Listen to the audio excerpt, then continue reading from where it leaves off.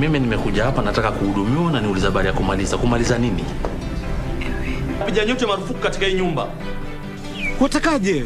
Wewe wajua ninavyotaka. Sijui nilimpendea nini yule mwanamke. Haja yake ni kuniadhirisha tu. Nikutane na Lea. Wamuita nani paka? Wewe hapo.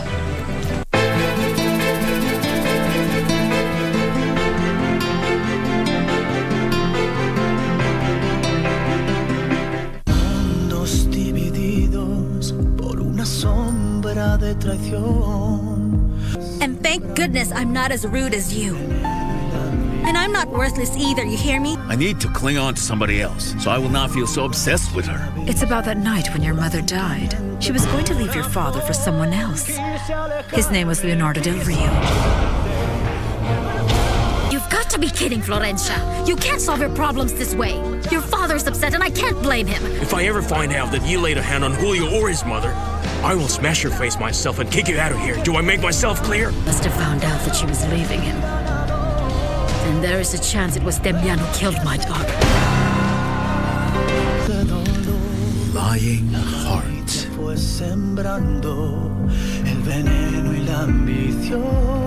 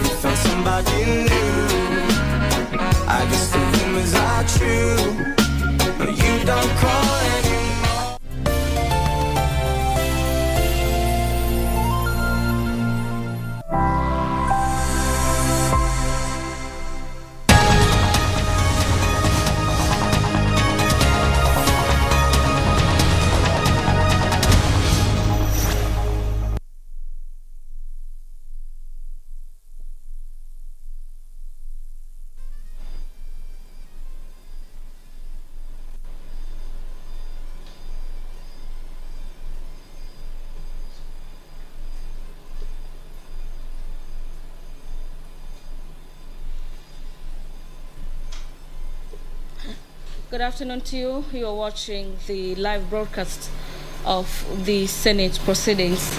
Today being the 9th of February, the year is 2022. This broadcast is brought to you courtesy of the collaboration between the Parliamentary Broadcasting Unit and the Kenya Broadcasting Corporation. A lot has been lined up before the floor of the Senate, and to just take you through the highlights in the order of business is that 3 procedural motions will be moved by the Senate Leader of Majority, and the first procedural motion is on the limitation of debate on motions. The other motion will be seeking to limit the debate on adjournment motion, and lastly the limitation of debate motion on the address by His Excellency the President. Thereafter, the House will be moving to approve the Senate calendar for the 6th session, and this is a motion by the Senate Leader of Majority. The approval of the sittings of Wednesday morning with respect to Part 1 of the Senate calendar is also another motion that will be moved before the floor of the House to allow for senators to be sitting on Wednesday morning at 10 a.m. The Committee of the Whole will be considering a couple of bills that members will be resuming debate on. The Heritage and Museums Bill, Senate Bill number 22 of 2021. The County Oversight Accountability Bill, Senate Bill number 17 of 2021 by Senator Ledamo Lekina. And equally, the Committee of the Whole will be resuming debate as well as vote on the County Government Amendment Bill, this being a bill by Homa Bay Senator Moses Kajwang. The Election Campaign Financing Amendment Bill, Bill number 51 of 2021 is currently at the second stage. The political party's primary Senate Bill number 35 of 2020, a bill by Senator Dr. Isaac Mwaura, is a bill that senators will be deliberating on. The National Cohesion and Peace Building Bill, Senate Bill number 19 of 2021 by Senator Judith Pareno, is also a bill that senators will be making their input in regards to proposals in that particular bill.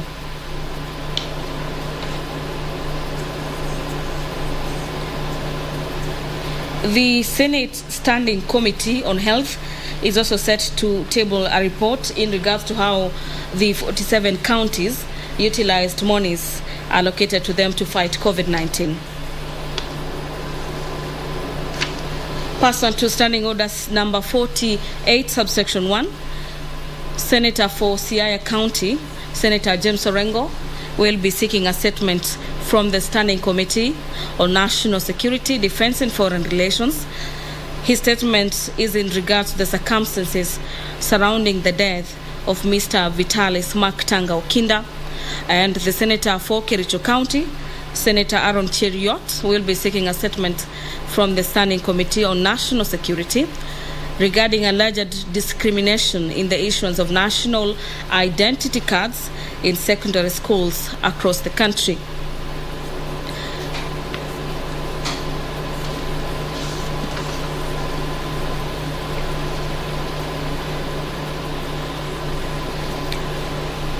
A couple of reports are also set for tabling before the floor. And to just mention a few is the report of the Auditor General on the financial statement of Baringo County Education Bursary Fund for the year ending 30th June 2018.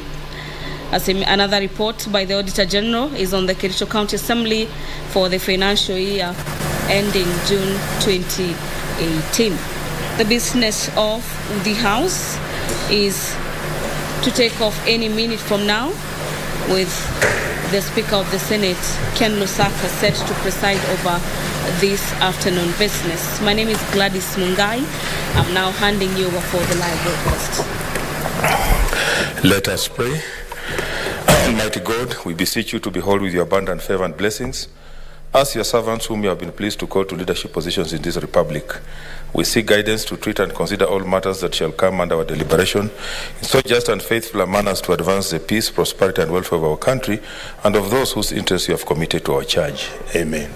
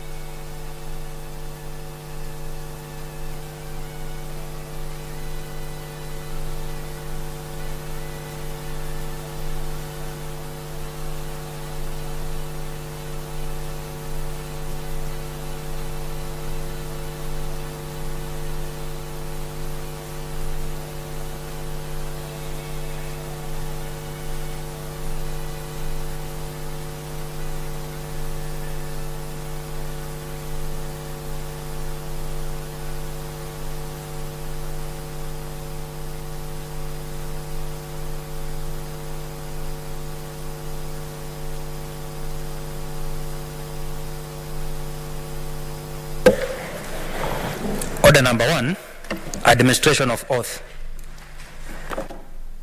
Order number 2, communication from the chair. Order number 3, messages.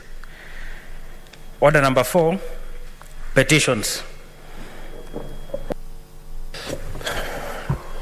Honorable Senators, I hereby report to the Senate that a petition has been submitted through the clerk by Consumers Federation of Kenya, COFEC.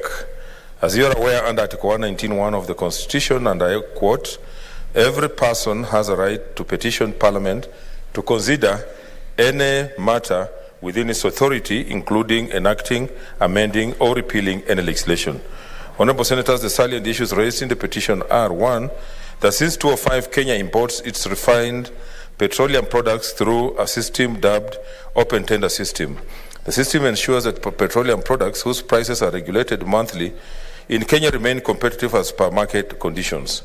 However, the conduct of the activities of OTS remain opaque, shrouded with secrecy, and exhibits cartel-like behavior, denying Kenyan consumers the benefits on competitive pricing. That the current fuel pricing mechanism does not make necessary disclosures on the procurement of fuel products. For data from the Energy and Petroleum Regulatory Authority, IPRA indicates that only 13 out of a possible 96 oil marketing companies participate in the monthly open tender system tenders. That it's thus impossible to tell at what price Kenya secured its oil cargo vis-a-vis prevailing global prices in that market. That this and fact that the information on when tenders are floated is not published anywhere infringes on the values and principles of governance, including public participation, transparency and accountability, and Article 35 of the Constitution of Kenya, as well as the Access of Information Act. The petitioners therefore pray that the Senate intervenes with a view to, 1, put in place measures to oversight the operations of OTS to promote a free and fair tender platform for the benefits of fuel consumers. 2, puts in place the requisite laws to align the activities of a monthly OTS for fuel productions. 3, provide a framework to publicly advertise and make public all OTC awards, historical and from now henceforth, showing date of contracts, the bidders, when the tenders are floated, bid received, bids evaluation, cargo sizes, past winners since 2005, respective storage capacities, beneficial owners of the winning bidders, among other information. That winning bidders and details on the pricing and delivery schedules should be updated on online portal immediately the award has been made. That the disclosures shall include showing the cargo prices for gas oil, diesel, kerosene and jet fuel, and finally offer any other public remedy on fuel pricing in Kenya. Honorable Senators, pursuant to Standing Order number 231, I shall now allow comments, observations or clarifications in relation to the petition for not more than 30 minutes. Senator Mboga Ochilo Ayako, come in. Thank you very much, Mr. Speaker, for giving me and giving us an opportunity to make a few remarks regarding this petition. Mr. Speaker, I wish to congratulate COFEC for thinking about us.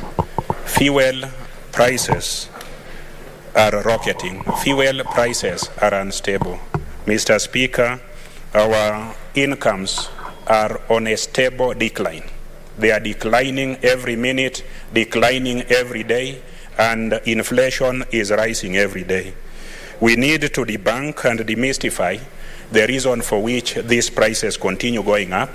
We need to know whether there is manipulation of the process, because the process is premised upon what Adam Smith talked about, the invisible hand of the market. So we need really to know the environment of bidding, the information that guides the price, so that as consumers, as people who live in this country and are affected by the declining income, the declining real value of money, we are able to know what to do. There is a strong push by members of the public that fuel prices should be controlled by government. The control is being fueled or encouraged, the desire for control, by the fact that there is no clarity, there is no openness in terms of information about why and how, in spite of competition, the prices continue going up.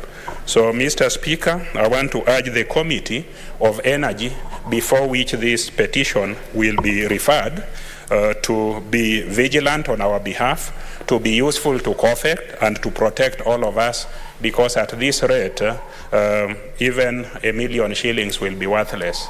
It's no longer of any value. I fuel a very small car to Migori County and I spend 10,000 going and 10,000 coming back. That's not my income for a day. And if I'm to ask what is the income of that person on the street that they call a hustler or Mama Mboga, that person lives on 7,000 or 10,000 a month. which, Mr. Speaker, cannot fuel your vehicle, cannot fuel my vehicle. So this is a serious petition that requires serious attention. Thank you, Mr. Speaker. Senator Msurve.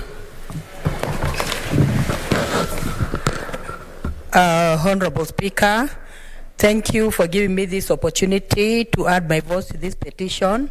And Honorable Speaker, allow me to thank the petitioners for coming up with this petition. And it is a petition that is timely. It is a petition that is actually touching on all Kenyans, Honorable Speaker. And when you look at reality checks, Honorable Speaker, the prices of fuel have gone very, very high. And this has affected all sectors of the economy. Like, for instance, if you're traveling from one place to another, you'll find that the transport has escalated ×3 when we look back maybe 2 years ago. So there is need for intervention so that the government actually intervenes and ensures that the prices of fuel go down, because if the prices of fuel go down, then it means that the economy will also improve, Honorable Speaker. And when it comes to fuel, Honorable Speaker, it is in demand, and the economy of scale entails that if something is on high demand, then if the production of the commodity is high, then the prices should go down, Honorable Speaker. So there's need for intervention, and I want to mention also something that the petitioners have touched on. They've touched on the issue of tenders, Honorable Speaker. One thing that must be clear is that tenders must be transparent.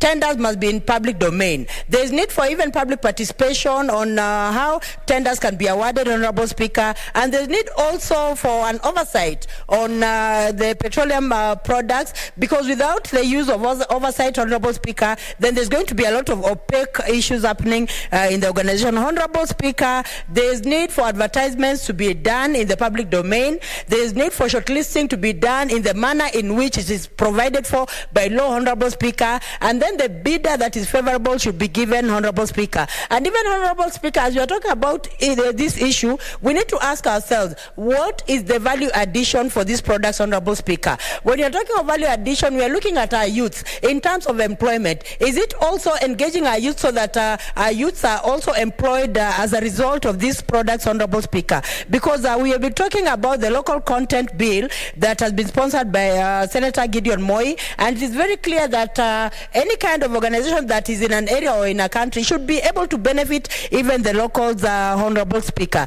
So I want to say, Honorable Speaker, that this petition should not be taken lightly. They need to have a matrix of how the tenders have been done. They need to have also a matrix on the bidders that came on board. They need to have a matrix on the how the tenders have been awarded, Honorable Speaker. And even as we talk about this, Honorable Speaker, there's need also for corporate social responsibility, Honorable Speaker. It is just well being that if an organization is doing well, then it should be able to give back to the public, Honorable Speaker. So there's need to have a matrix of what the organization is doing in terms of even reaching out to the needy Kenyans. For instance, even educating the orphans. For instance, even stepping in for PWDs and also widows, Honorable Speaker. Because good organizations are usually sensitive to the public, Honorable Speaker. And corporate social responsibility needs to be incorporated in any organization that is earning money, Honorable Speaker. So, Honorable Speaker, I support this petition, and I hope that it will go to the next level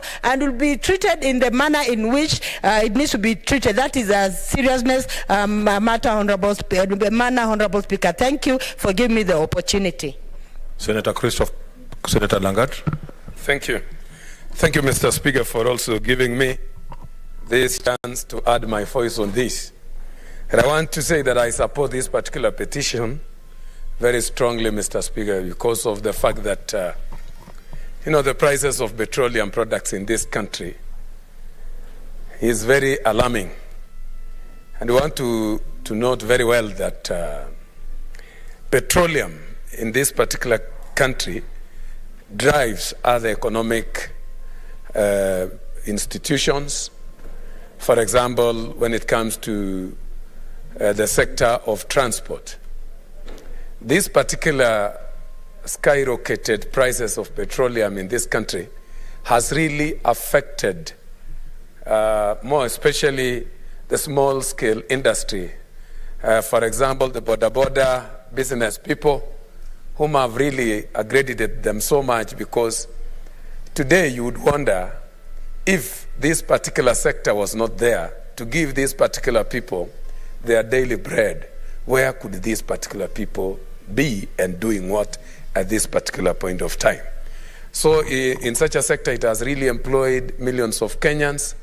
That is their source of livelihood. And if we continue entertaining the day-to-day skyrocketing prices of petroleum, therefore we are watching seriously a particular state where businesses, especially the small-scale businesses that are actually depending on petroleum products, declining.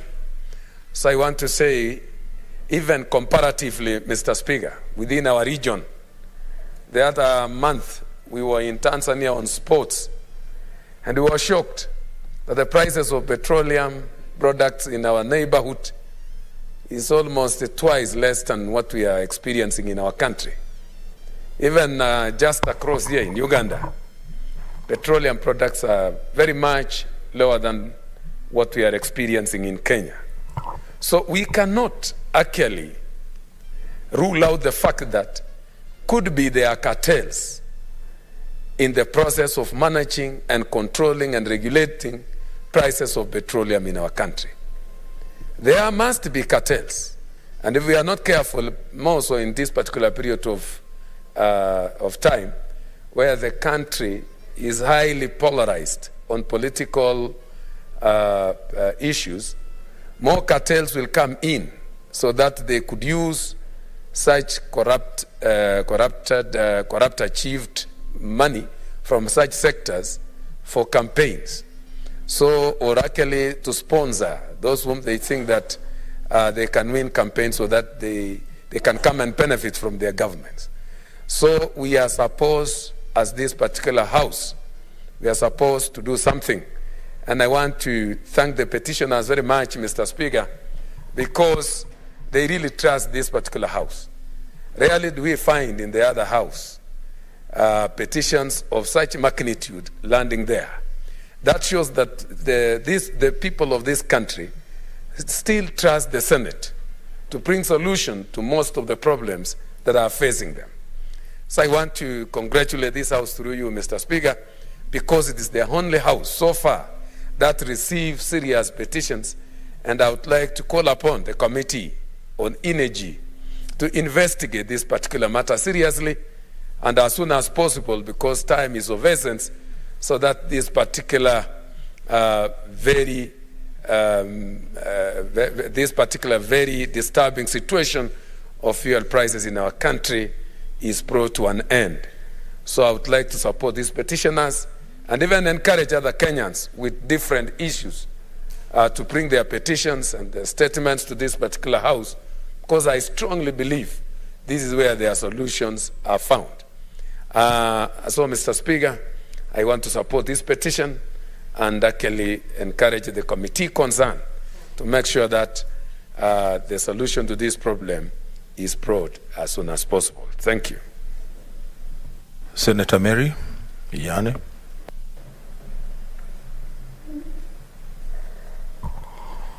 Thank you, Mr. Speaker, for also giving me a chance to add my voice on this very important petition.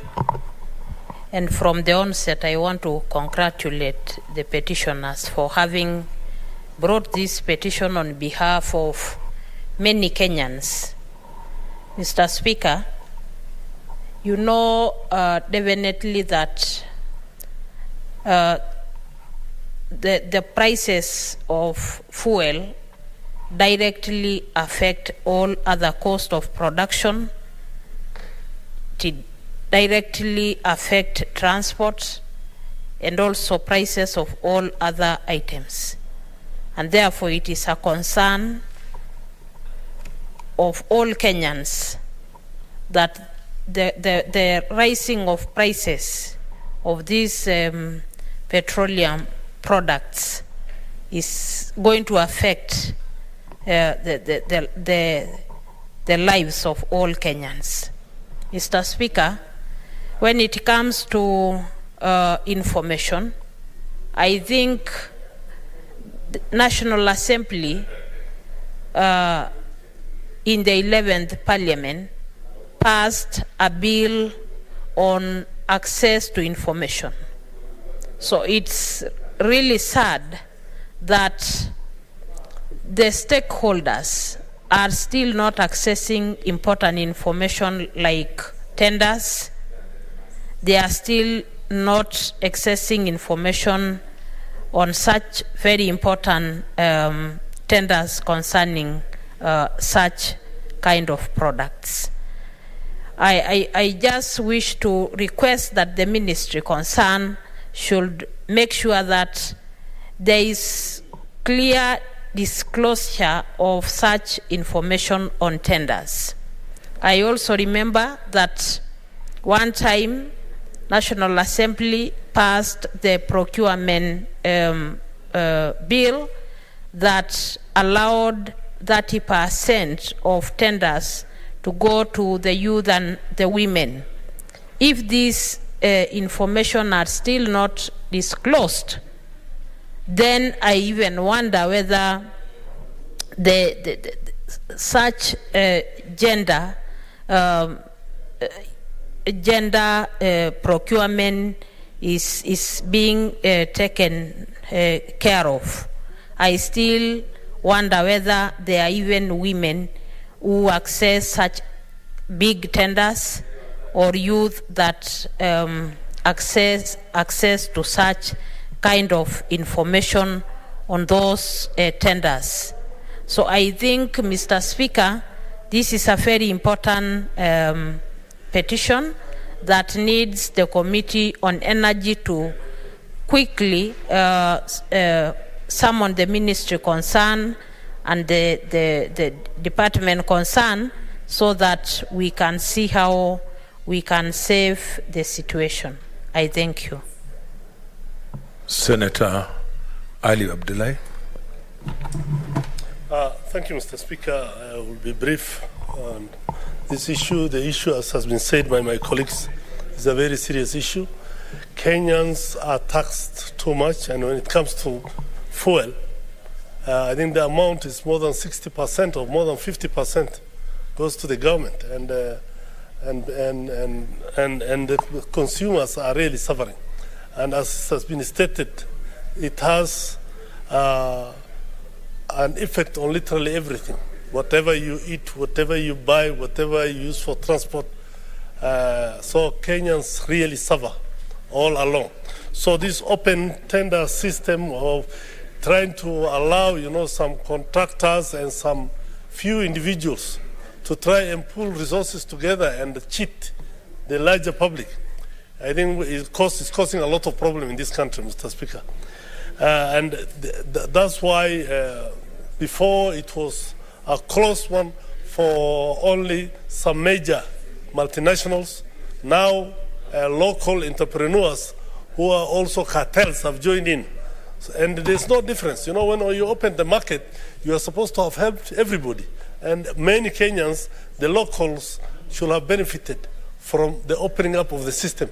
But unfortunately, that's not the issue now. The local distributors have also joined the cartels of multinationals. And the Kenyans are really suffering. So I want to urge the committee concerned to look into this issue seriously and come up with a way of helping the poor and needy. Thank you, Mr. Speaker. Honorable Senators, pursuant to Standing Order number 2321, the petition should be committed to the relevant standing committee for its consideration. In this case, I direct that the petition be committed to the Standing Committee on Energy. In terms of Standing Order 2322, the committee is required in not more than 60 calendar days from the time of reading the prayer to respond to the petitioner by way of a report addressed to the petitioner and laid on the table of the Senate. I thank you. The next petition is by Senator Ochila Yako. Thank you, Mr. Speaker. Mr. Speaker, Cherargei is talking about Azimio. and Azimio is a good thing. Thank you, Cherargai. Now, Mr. Speaker, I wish to, on behalf of the undersigned, bring a petition to the Senate regarding the unlawful and arbitrary deprivation of land, internal displacement of persons, trespass to land, delayed and non-compensation in respect of way leaves and public rights of way required for irrigation infrastructure, and unnecessarily prolonged and inordinate delay in undertaking full implementation of the Lower Kuja Irrigation Development Project in Nyatike sub-county of Migori County.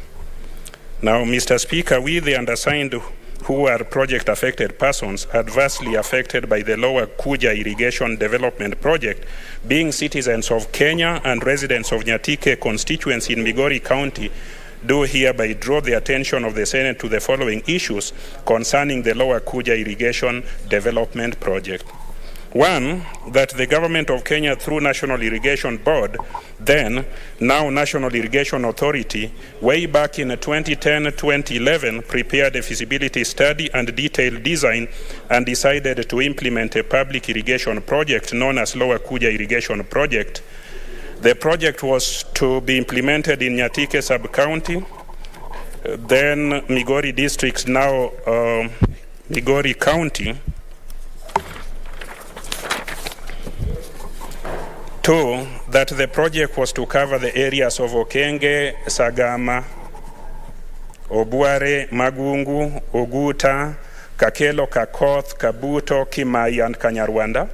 This affects almost the land parcels along the North Kadem, Kanyasa, Makalda, Kanyarwanda, and Gotkachola wards of Nyatike sub-county. The net irrigation was to cover 7,717 hectares. That as part of the implementation of the project, several facilities, including offices, research, and training, were to be constructed in an area called Nyakwere in North Kadem ward. That the project's cost of land acquisition was about 43 million. Final cost estimate of the project, including the project's facilities, was about 3.4 billion, and the cost of machinery and equipment was over 570 million. Now, Mr. Speaker, the total cost of the project was slightly over 4 billion. That Nyatike sub-county should benefit from this project, and that the people affected by the project were equally to be compensated. Six, that despite an environmental impact study and assessment feasibility study detailed design being undertaken, necessary reports prepared, applicable licenses issued, and the construction of the project having begun in 2012, the project has not made meaningful progress. And it appears to be having convenient saboteurs. Seven, that to date the National Land Commission is yet to publish any gazette notices of intention to acquire land parcels from the persons interested in the lands affected by the project, pursuant to the provisions of Sections 107 sub 5 and Sections 112 of the Land Act 2012. That the National Irrigation Authority commenced the construction of civil works at Block 3, Sagama Village, by first uprooting all vegetation and destroying what was there, but nothing has not been developed in that area. Number 9, that the activity destroyed all the known and hitherto existing land boundaries of the area between different parcels of land and owners. Further excavation of what would have been part of the main drain number 1 was embarked on, which cuts across people's lands and diverts water from areas excavated. 10, that there was an existing natural storm drain known as Gunga/Adak/Anyuongi, which was used to drain water towards Lake Victoria, that has now been destroyed. That the project was to cover the... let me just get to the... 11, that several other makeshift irrigation structures were then created over people's lands in between people's homes and dwellings. Paddy growing was then introduced in their area. All these have been undertaken, and yet there is no compensation and there is nothing that is beneficial to the people. 12, that the National Irrigation Authority then used equipment which was allegedly hired by National Irrigation Authority by surrogates of their senior staff, and which used to be paid for by the people using them, local people, at 4,000 or 4 million per month per equipment. That was a clear manifestation of conflict of interest. 13, that when the locals demanded their land back, the scheme stalled and the equipment was withdrawn. So the area now looks like wasteland. That natural storm drains were interfered with, so much so that now when it rains, the place is flooded and you cannot distinguish between what used to be a good place and a part of Lake Victoria. That the project as it was, that it seems now has been abandoned, that the landowners of the affected land are concerned about the lack of uniformity and transparency in addressing complaints. Try to summarize because your time is almost up. Okay. Thank you, Mr. Speaker. This is a weighty matter. I'll do my best. Therefore, the people of Nyatike of Migori County are requesting the Senate to ensure that the process of compensation, compulsory acquisition of land and or public rights of way or way leaves required for the Lower Kuja projects be commenced and be undertaken and compensation be given to them.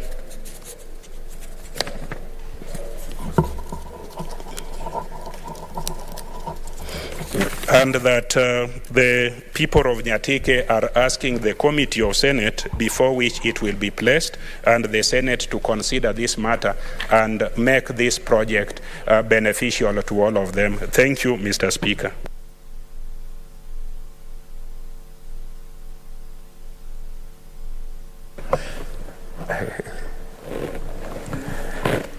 Okay, Honorable Senators, pursuant to Standing Order number 231, I shall now allow comments, observations, or clarifications in relation to the petition for not more than 30 minutes. Senator Musuruve. Thank you, Honorable Speaker, for the opportunity. Honorable Speaker, just from the onset, I would like to say that this is irony of ironies. And it is unbelievable that a project can be earmarked for completion the year 20 to 2021, and then eventually even 10 years beyond, the project has not been completed, Honorable Speaker. It is unfortunate that this project, the Kuja irrigation project, was supposed to help the locals. But when even the project was earmarked and started, I want to believe that money was set aside for this project, and I want to believe that a feasibility study was carried out to show that this project was necessary, Honorable Speaker. Now, if the feasibility study was carried out and they saw that the project was viable and it was going to help people, it is unfortunate that this project has inconvenienced people, that people's land was taken. There was a lot of interference inside and between people's lands, and there is no compensation for the inconveniences. Honorable Speaker, it is the honors of this House to ensure that there is compensation for the locals of Nyachike, for the locals of this project, so that it benefits the locals, Honorable Speaker. Many times Kenyans do not know where to really throw their worries and frustrations to, because sometimes they're inconvenienced, and when they're inconvenienced, nobody helps them. Like in this case, there is need for people's land to be compensated, Honorable Speaker. And Honorable Speaker, when the government comes up with a project, it is usually a contract to the people of Kenya. That the people of Kenya, listen, this is what we want to do with you. This is what we want to do. We want to deliver. So that contract is between the government of Kenya and the people of this republic. And the contract must be delivered, Honorable Speaker. The contract needs to be delivered in the manner in which it is done. That is, it needs to be completed within the time frame, Honorable Speaker. It is very, very painful that more than 10 years ago, more than 13 years ago. This project is still a white elephant, Honorable Speaker. So there's need for the government to intervene and ensure that this project is brought to conclusion, Honorable Speaker. Because, Honorable Speaker, when you're talking of irrigation is very important, especially in times when there's no rain, Honorable Speaker. Everybody knows the importance of water, Honorable Speaker. So it is just a good taste that the people of Kuja get the rightful benefit of having this project completed, Honorable Speaker. Because if it is completed, the youth in that area is going to benefit, Honorable Speaker. They're going to get jobs, Honorable Speaker. And we're talking of employing youth. There is no need of youth in this area coming all the way to Nairobi or other cities or even in Kisumu to look for jobs, Honorable Speaker. This project is supposed to create employment for the youth, Honorable Speaker. So in all fairness, Honorable Speaker, and I want to thank Senator Ochilo for being concerned about these people. In all fairness, Honorable Speaker, there is need to conclude this matter, Honorable Speaker. Thank you. I support this petition. Senator Agnes Zani. Mr. Speaker, I stand to support this petition. It's very clear. The prayers are very clear. And clearly, it's about projects which start and no clear pathway has been created for the progression and indeed the completion of those projects. And midway, things stall, and then there's nobody to address. And it seems like it's not clear even who is responsible for all this. Mr. Speaker, it's important that as this petition is being addressed, that the necessary and the relevant organizations that need to have already put everything into place are approached to do so. They're not indicated in the petition, Mr. Speaker. It's only said that the National Irrigation Authority are the ones who started this project. But clearly when it comes to certain rights, compensation, certain rights about public utilization of land, the rules in place and how that should be done, then relevant players, both at the national level and the county level, become very, very relevant for that. I think this petition is well placed. It's a petition regarding Migori County, specifically Lower Kuja Irrigation Development Project in Nyatike, sub-county of Migori County. And I think it is rightly placed within this Senate so that appropriate investigations can be made. Mr. Speaker, I suspect this is a situation where there's going to be a lot of blame game. One organization will say, we did this part, but the other one didn't do this part. I would suggest that all the relevant players, once they've been identified, all be put together to discuss everything at once so that no blame game can be laid on another person. And then when further investigation is made, the lacuna is created. So the prayers are very, very key, basically on compensation.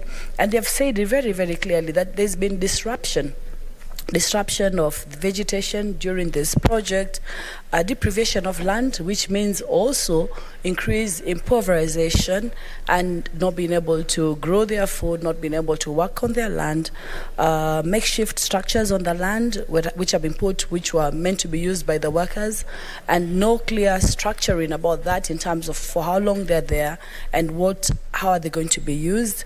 And then again, just all this sort of organizational projection that seems clearly something has gone completely wrong. So I think we need to delve into this as quickly as possible, Mr. Speaker, and be able to save the people of Lower Kuja Irrigation Development Project, give faith to Nyatike sub-county of Migori County project, especially those who have been affected by this whole development project that has gone haywire. One thing which is very critical is that the respect of public rights required during infrastructural development is very key. And Senator Musuruvi has already talked about feasibility studies, for example, but any development project really needs to be able to ensure that some agreements have been made, cooperation has been established, what is to be done when, how, and all that sort of infrastructural issues have been put into place. If there's going to be any sort of disadvantage, any sort of disruption, it needs to be identified in advance and the best mitigation put in place to ensure that any disruption is minimized. It is time then that this petition is looked into and that it can be sorted by the Senate of Kenya. Thank you, Mr. Speaker. Senator Halaka Abshiro. Thank you very much, Mr. Speaker. Mr. Speaker, I rise to support this petition. Mr. Speaker, as a member of the delegated legislation, we're just from a retreat to consider regulations concerning irrigation. And it's very sad because we were very appalled to realize that a lot of these large public irrigation schemes are actually nothing but developmental. They, from Galana Kulalu to now the one in Nyatike, it seems that the large irrigation schemes were conceived precisely to just defraud, and there was no intention to actualize them and for the purposes for which they were intended. Mr. Speaker, you find that most of the large irrigation schemes were designed 10 years back. A lot of money has gone into them.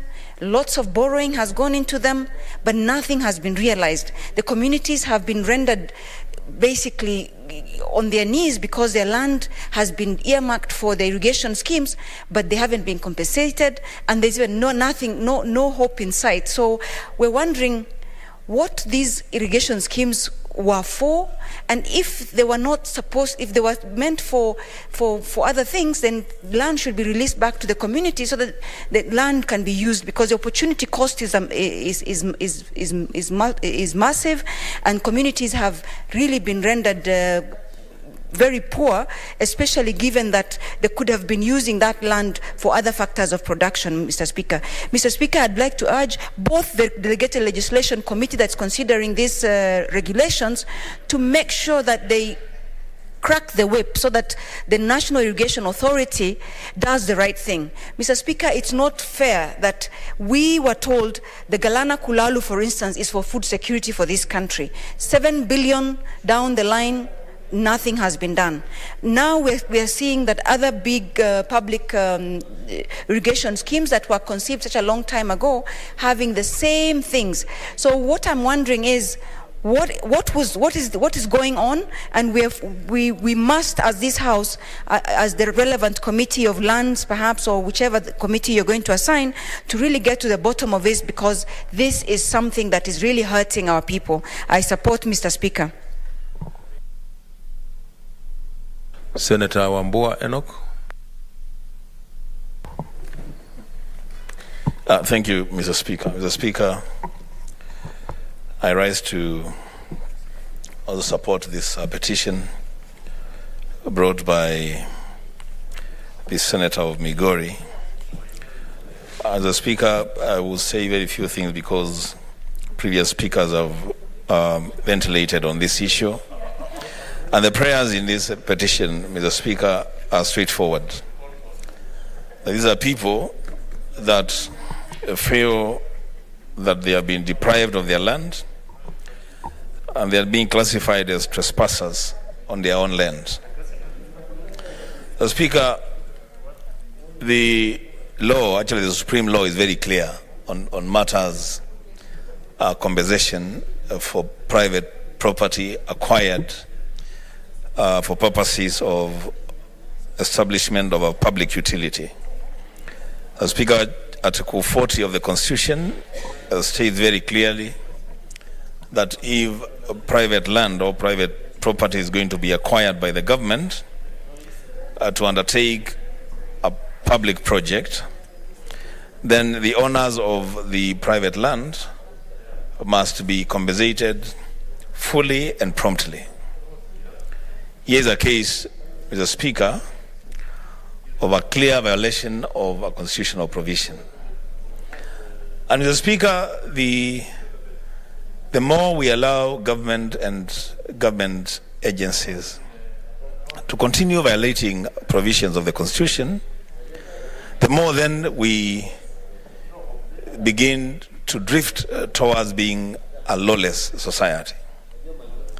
Mr. Speaker, this matter of compensation to private landowners, especially in areas where government or government agents are acquiring land to do projects, be it irrigation schemes, roads, even railways, and many such projects, Mr. Speaker, this matter is a matter that this Senate and this Parliament must seriously address ourselves to. Mr. Speaker, I have stood on the floor of this Senate many times to talk about the same issue of compensation to persons affected by the project of the road from Kibwezi to Kitui. To date, Mr. Speaker, those people are still asking for justice to be done, for them to be compensated for land that has been acquired by government. Now, this Nyatika case is even a serious case.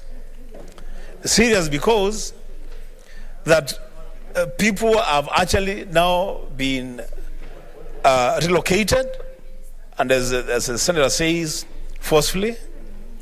Now we have a case of internally displaced persons who have been pushed from their homes for purposes of creating an irrigation scheme. Mr. Speaker, this is injustice being visited on innocent people.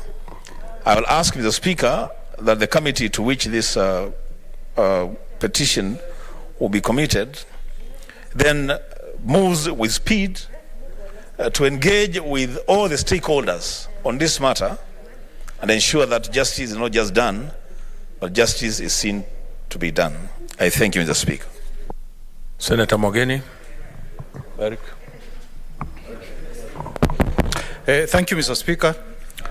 First, Mr. Speaker, if the people of Migori are watching, I must first really thank and single out for their senator for showing passion in fighting for the rights that affect his people. Mr. Speaker, I sat here and I listened.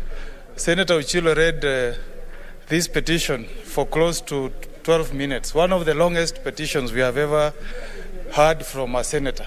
So I must congratulate him, and I hope the people of Migori have taken note that they have a senator who is ready to fight for his people.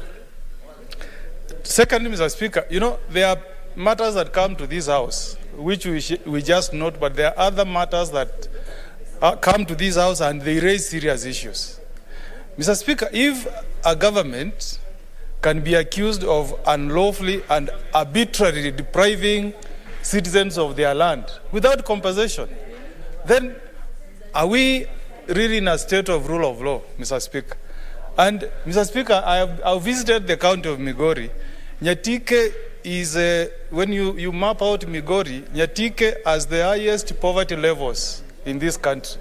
One of the highest poverty levels you will ever find in any part of this country is in Nyatike. So if as a government, Mr. Speaker, you acquire land for way leaves, you acquire land for irrigation, and you don't pay these poor people, what message are we sending as a government, Mr. Speaker? Mr. Speaker, may I want to go on record that this is one of those very serious issues that have been brought to the House and that should receive serious attention by the committee that is going to be privileged to look into this matter, Mr. Speaker. You cannot cause internal displacements through acquiring land to run government projects. Mr. Speaker, that should never be heard of. That should never happen in a democratic country like ours, Kenya, Mr. Speaker, because government budgets and the plans for projects.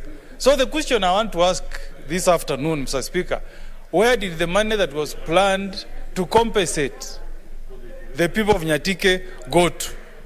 Who is this who does not care about the people of Nyatike, Mr. Speaker, who are now internally displaced in their own county, in seeing their own land being taken away without compensation? Mr. Speaker, this is a matter that really we should summon the minister. I don't know who is the minister in charge of irrigation. The minister should really appear here and tell us, Mr. Speaker, whether we care for the land rights of the people of Kenya. We enacted our 2010 Constitution, Mr. Speaker, and we said, Mr. Speaker, no Kenyan will have his land forcibly taken away without compensation. So who is this who does not respect the Constitution of the Republic of Kenya, Mr. Speaker? This is a serious matter, Mr. Speaker, and I really have a lot of sympathy, Mr. Speaker, for the people of Migori. who are poor, who are vulnerable, Mr. Speaker, who may not even have money to look for lawyers to push for their compensation. The only voice they have is their good Senator Ochilo, Mr. Speaker. This is really, we must call some people to order, Mr. Speaker. As the Senator Abushiro was contributing on the floor, we had a meeting with some government officials last week who spoke to us about Galana Kularu irrigation project. And you'll be shocked, Mr. Speaker, that a poor country like Kenya has pumped in 5.7 billion for that project. And there's no value for money, Mr. Speaker. And yet we are just proceeding as if everything is normal. Mr. Speaker, that's not the way we should run our business. I've spoken severally on this floor that if you look at other countries like the US, when they set up the Tennessee Valley Authority, you will see value for money, Mr. Speaker. It's a project that Americans are proud of. More than 80 years after the project was set up by the late President Franklin Roosevelt. But in Kenya, you read about Galana Kulalu, nothing. Now we are reading about Lower Kuja irrigation project. There is nothing. That is not a prudent way of spending our taxpayers' money, Mr. Speaker. And I hope, Mr. Speaker, that this petition will elicit some answers. And I will also hope that there should be some consequences for the people who are responsible for some of these abuses of the rights of the people that we represent. I support, Mr. Speaker. I can see our time is almost up for petitions, so those who are coming, just 3 minutes. Senator Masinza Naomi. Thank you, Mr. Speaker, for giving me this opportunity to support the petition raised by Senator George Achilo. Mr. Speaker, as my colleagues have said, I just want to say it's very unfair for Kenyans who are subjected to this particular punishment of not being compensated, whereas their land has been taken, and in this case, their ancestral land.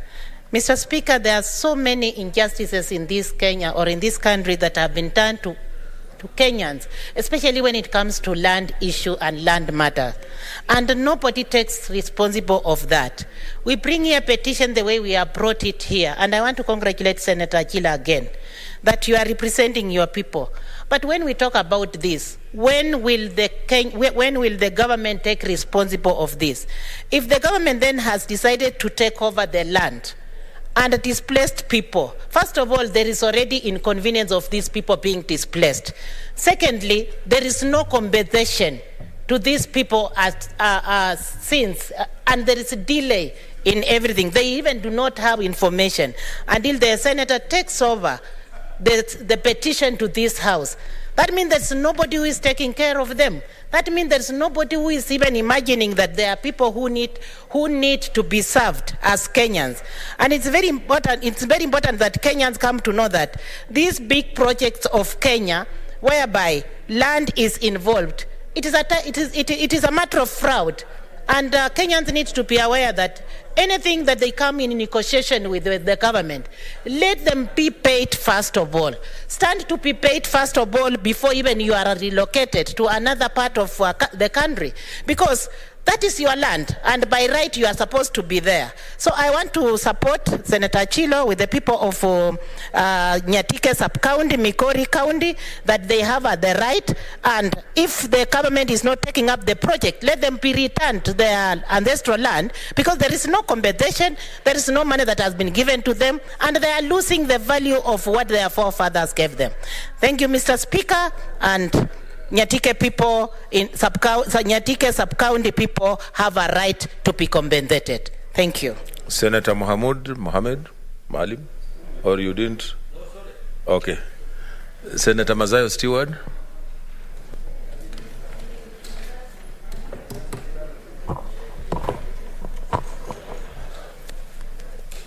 Asante Bwana Spika. Bwana Spika, kwanza nataka kumshukuru ndugu yangu seneta wa Migori Achilo Mbogo kwa kuleta malalamishi ama matamko ya wale watu wa kutoka Migori, hususan Nyatike, na yale mateso wanayopata wakiwa wamefukuzwa ama wamefurushwa kutoka kwa mashamba yao. Bwana Spika, mara nyingi nimekuwa nikisimama hapa ndani ya bunge nikiongea swala hili la kwamba ni kwa nini hakuna serikali kamili yenye akili yake timamu inaweza kutoa watu ama kufurusha wananchi kwa nchi ambao wameishi miaka na vikaka na kuwapeleka na kuwatupa nje bila kuwalipa ama bila kuwapatia taarifa. Ni makosa sana kwa serikali kuchukua hatua kama hiyo. Mara nyingi tunaona watu wakifurushwa hovyo hovyo. Hata juzi tumekuwa hapa Nairobi tukaona watu wamefurushwa. Sasa ametokea pande za Nyatike huko, maeneo ya Migori. Vile vile swala kama hili inatakana lifanywe na sura ya kibinadamu. Bwana Spika, hili swala watu wanasema ukiona cha mwenzako kinanyolewa chako anza kutia maji. Bwana Spika, sisi zamani tulikuwa tunasema ni sisi ndio tunaonewa. Kama watu wa Pwani, kama watu wa kutoka Kilifi, ama Kwale, ama watu kutoka Tana River, ama Taita Taveta. Huu mchezo wa kuchukua mashamba ya watu, shamba ya Wakenya ambao wameketi mahali, wameishi hapo miaka mingi, wameweka minazi yao, wameweka maisha yao, makaburi yako hapo, lakini mwishowe wanafanya nini? Wanakuja wanafurushwa kutoka kwa hiyo sehemu hiyo. Bwana Spika, ule ukweli wa mambo ni kwamba hivi juzi kumetokea katika maeneo ya Adu Kamale, eneo la Magarini bunge ambao iko ndani ya Kilifi County. Bwana Spika, watu wa Adu Kamale, ardhi ilikuwa imetengwa yao, hivi sasa ardhi yao imechukuliwa. Na imechukuliwa na ubepari, imechukuliwa na nguvu, na wameambiwa waende kokote. Hiyo ardhi imechukuliwa na mabonyenye fulani. Bwana Spika, ni jambo la kusikitisha kuona sehemu hiyo ambayo hivi sasa ilipimwa na watu wenyewe wakaambiwa wanajulikana pale walipo. Bwana Spika, si jambo zuri kwa watu wakazi wa kule Mulunguni ama Kamale.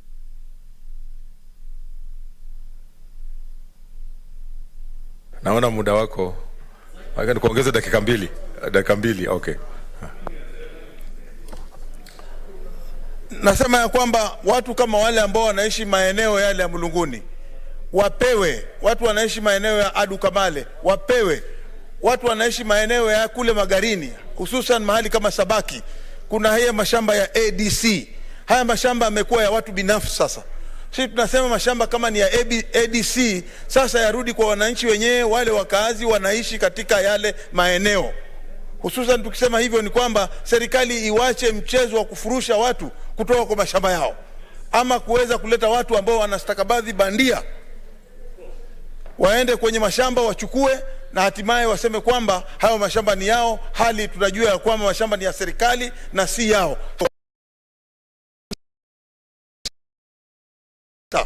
Asante Bwana Spika.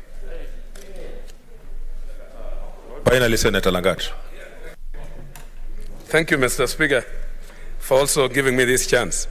And I want to say that land issues are very emotive, especially in our country, Mr. Speaker.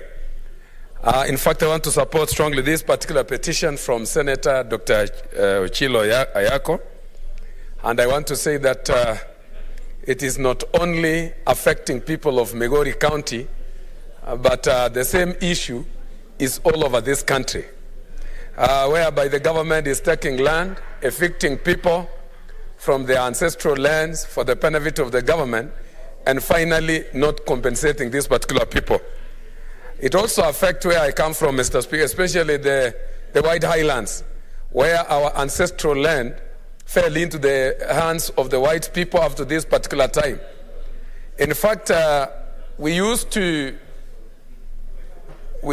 actually persevere the situation because these particular White Highlands used to be the sources of employment to our people.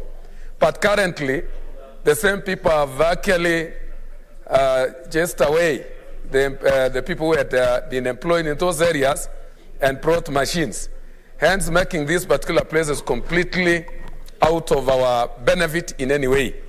And I want to say the same eviction has been affecting Nairobi area. We have seen some cartels acquiring land which people are already occupying and having even legal documents, but you find some companies getting in and actually being assisted by the government to evict people without compensation. The worst of it, Mr. Speaker, is what happened in the Mau region. Those people who had actually legal documents, title deeds, and they were evicted in Mau regions, are suffering up to today, and they have not been compensated by the government. And in this particular note, therefore, I would like to call upon the government to not only compensate the people from Migori, but even those who have been evicted illegally in Nairobi and even Mau region. And I want to say also, Mr. Speaker, that compensation by the government has become so notorious, a notorious issue. I also would like to remember that during the post-election violence of 2007, the people who were actually affected along the Nyamira and Bomet County were not compensated as it was expected. So I want to say that I support this particular petition, and I would like to call upon the committee that will take over, not only to investigate this particular issue in Migori, but to cover most of the people who have been mistreated in our country through unfair or politically motivated eviction in our country, so that these people be compensated and they live well in their land. Thank you, Mr. Speaker. Okay, order, senators. Order. Take your seat. Unless you want to freeze.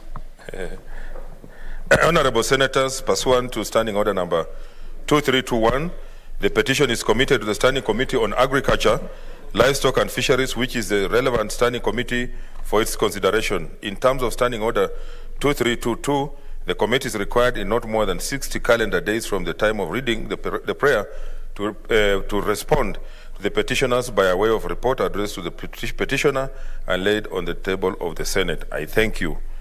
Before we go to the next order, I also have a communication to make.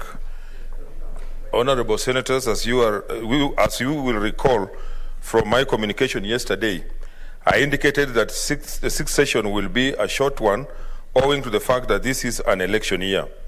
Critical business still remains to be dispensed with. In this regard, the Senate Business Committee at its inaugural meeting held yesterday, Tuesday, 8th February 2022, considered the legislative business pending before the Senate and took note of the high number of bills and petitions that are yet to be concluded. The committee expressed concern that certain motions and bills on the order paper keep recurring owing to the unavailability of sponsors to prosecute them. Honorable senators, resultantly, the Senate Business Committee resolved that where sponsors of business are not available to move such business, it shall be dropped from the weekly program pursuant to Standing Order number 59.3. For avoidance of doubt, Standing Order 59.3 states, and I quote, "Where no senator moves a motion at the time specified by or under these standing orders, such motion shall not be published again in the order paper during the same session except with the leave of the Speaker." Honorable senators, I take this opportunity to urge each senator with business to be proactive in tracking the same and attend plenary whenever such business is scheduled. The Senate stands guided. Next order. Order number 5, papers. Leader of majority.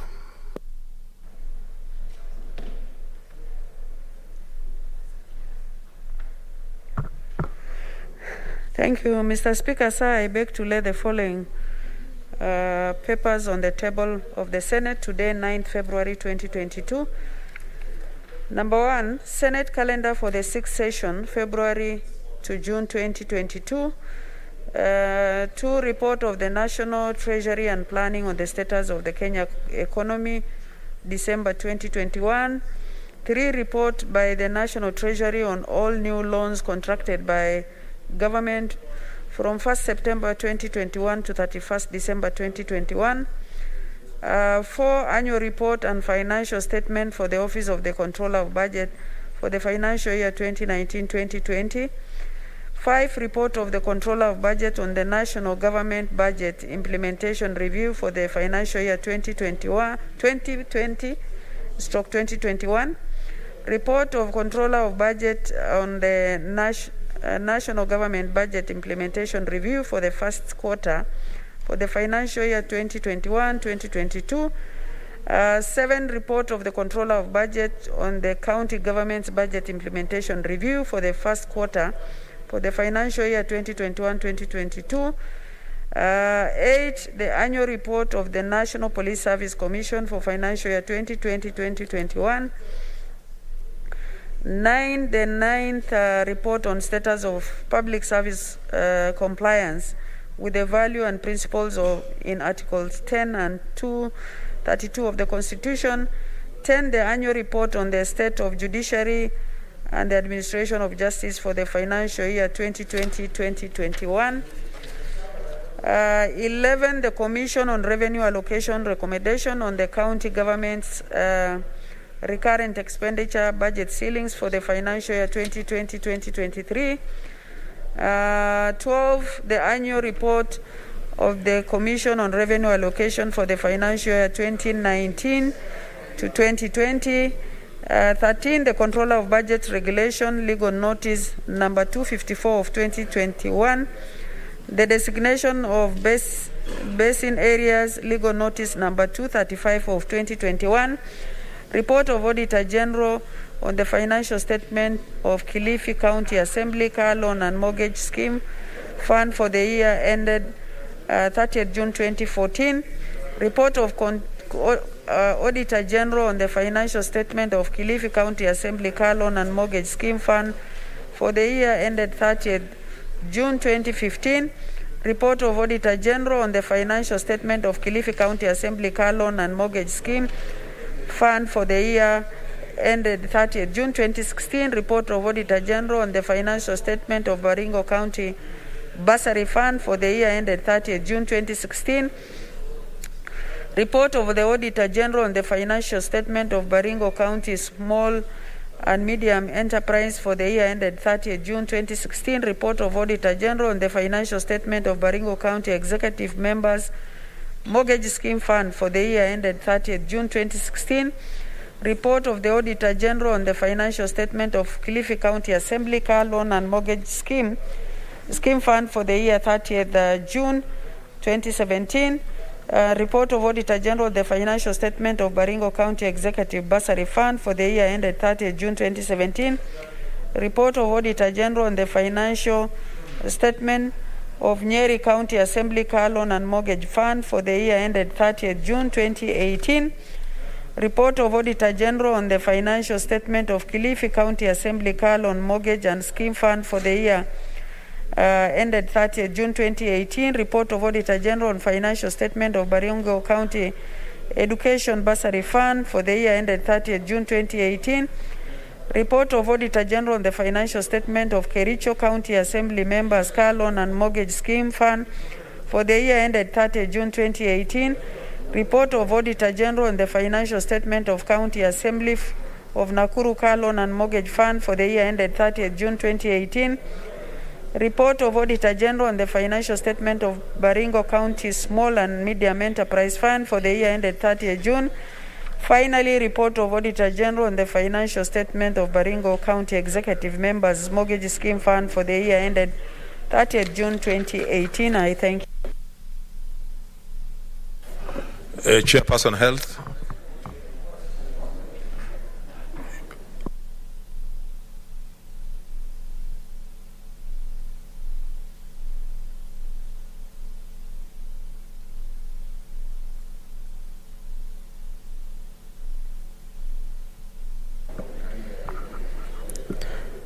Mr. Speaker, sir, I beg to lay the following paper on the table of the Senate today, 9th February 2022.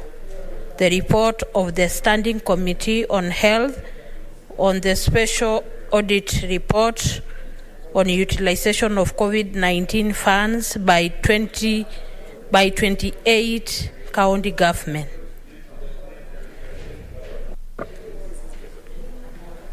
Okay, next order.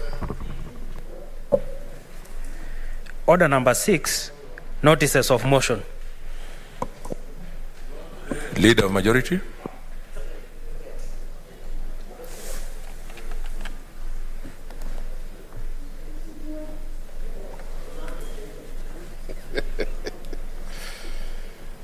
Mr. Speaker, sir, I beg to give notice of the following motion. Yes, sir. That pursuant to Standing Order 29-1, this House approves the Senate calendar regular sessions for the 6th session, February to June 2022, laid on the table of the House on Wednesday, 9th February 2022. On second one, I beg to give notice of the following motion. That pursuant to Standing Order number 31-3, the Senate resolves to hold sittings on Wednesday mornings with effect from 16th February 2022 to 9th March 2022, and that the sitting shall commence at 10 a.m. and end at 12:30 p.m. I thank you. Chair Health.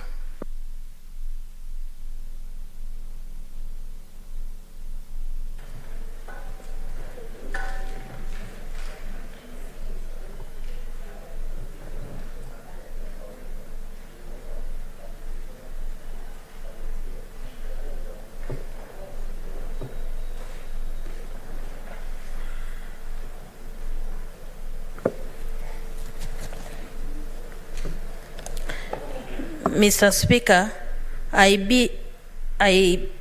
give notice that the Senate adopt the report of the Standing Committee on Health on the Special Audit Report on Utilization of COVID-19 funds by 28 county government, laid on the table of the Senate on Wednesday, 9th February 2022.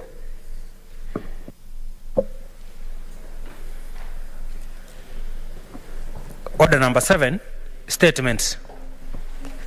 Senator Musuruve. Thank you, Honorable Speaker, for the opportunity you've given me to make a statement on International Day of Women and Girls in Science. Mr. Speaker, sir, I rise pursuant to Standing Order 47-1 to make a statement on an issue of general topical concern, namely the International Day of Women and Girls in Science. Mr. Speaker, sir, the world marks the International Day of Women and Girls in Science annually on the 11th day of February every year. This was a result of a resolution of the United Nations General Assembly on 22nd December 2015. The day recognizes the critical role women and girls play in science and technology. The day's purpose is to promote full and equal access to participation in science for women and girls. Mr. Speaker, sir, the world needs science and science needs women and girls. The theme for the 7th International Day of Women and Girls in Science is Equity, Diversity and Inclusion, that is the Water Unite Us. As we mark this day, Honorable Speaker, I would like to celebrate World Female Scientist. Marie Curie, a Polish-born French physicist and chemist best known for her contributions to radioactivity. She was the first woman to receive the Nobel Prize in Chemistry. Two, the first female scientist in the world, an ancient Egyptian physician, Mary Puta, was described in an inscription as chief physician. Honorable Speaker, it is notable that women and girls in science-oriented disciplines are a handful.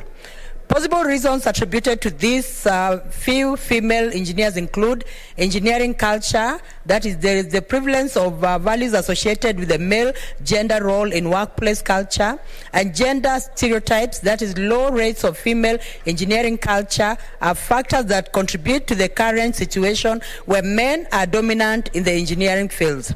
A study in 1964 found that both women and men believed that engineering was masculine in nature.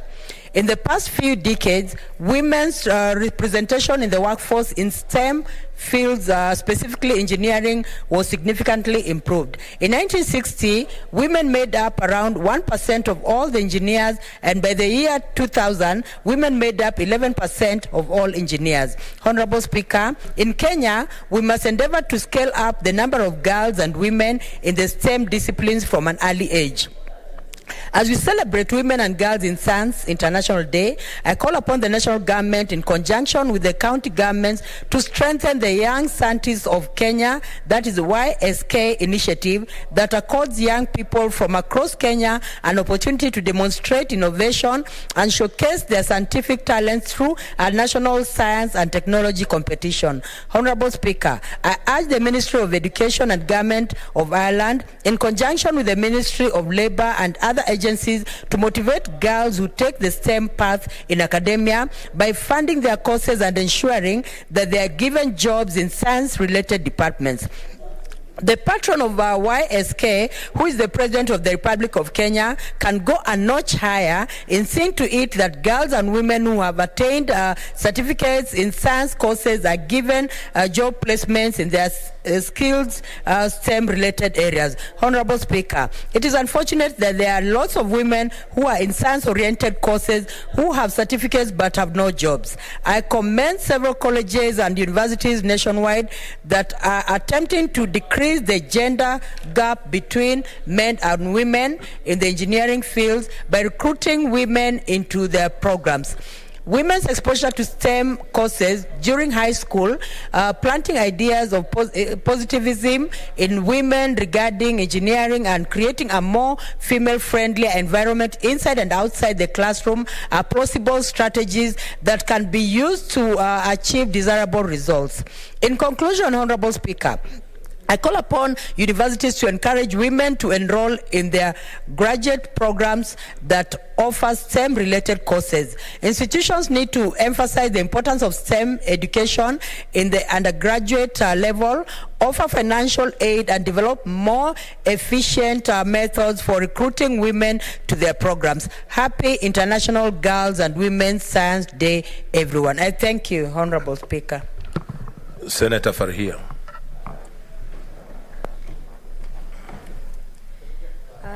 Thank you, Mr. Speaker.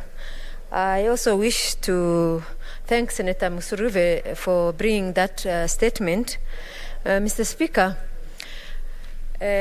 girls, it's not that they are not interested in the science space, but a lot of times they get misguided. Let me even give a girl who is well known to me, who was in one of the best schools in this country. And when they were about to select sciences, she was advised by ladies who are also there that this is not a good course for you. Despite being among the top in terms of her class in that specific field of physics, she was told this is not a career for women, just drop it. And because of that misguidedness, the girl took some humanities course. And of course, she didn't do that well, because sometimes everybody has their own either science orientation or humanities orientation. And because she missed that the right career, she ended up doing well, fairly well still, but not as well as she would have done if she got the right guidance. Mr. Speaker, the other issue, challenges that is facing girls in those spaces is that, like for example, engineering. When the girls do those courses, I know a girl who did engineering, finished, qualified. She couldn't get a job. She ended up just doing her master's in HR to be in HR field, instead of the engineering that she was passionate about, and she studied and passed her very well. So, Mr. Speaker, there is a lot of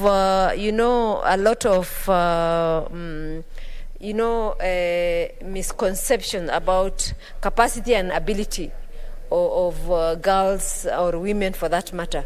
Mr. Speaker, I just want to join Senator Musuruve in urging girls to take whatever that they like, and parents to encourage their girls in terms of the field that they are good at, not what they think they should be good at. And the employers out there in the market I urge them, especially the field where predominantly by male, they should also encourage the girls to take up those. Once they get applications from those girls, let them be given an opportunity, because I have no doubt they can outperform their male counterpart and excel in whatever they are encouraged to do. Mr. Speaker, is one of the fields that I'm very much familiar with, Mr. Speaker, is the field of accountancy. Mr. Speaker, if you give work to a lady accountant and if you give work to her male counterpart, Mr. Speaker, because of the way they have attention to details, they normally outperform them and bring data that is accurate and authentic, Mr. Speaker. And because of that, I urge the girls in school to go for those fields. For example, even the field of engineering. Once you are there, once you are one of those ones who are doing the course and having your own businesses, then other ladies will also get an opportunity to practice in that field, and the opportunity will be given for them to excel in whatever they need to do. I thank you, Mr. Speaker. Senator Halaka Bshiro.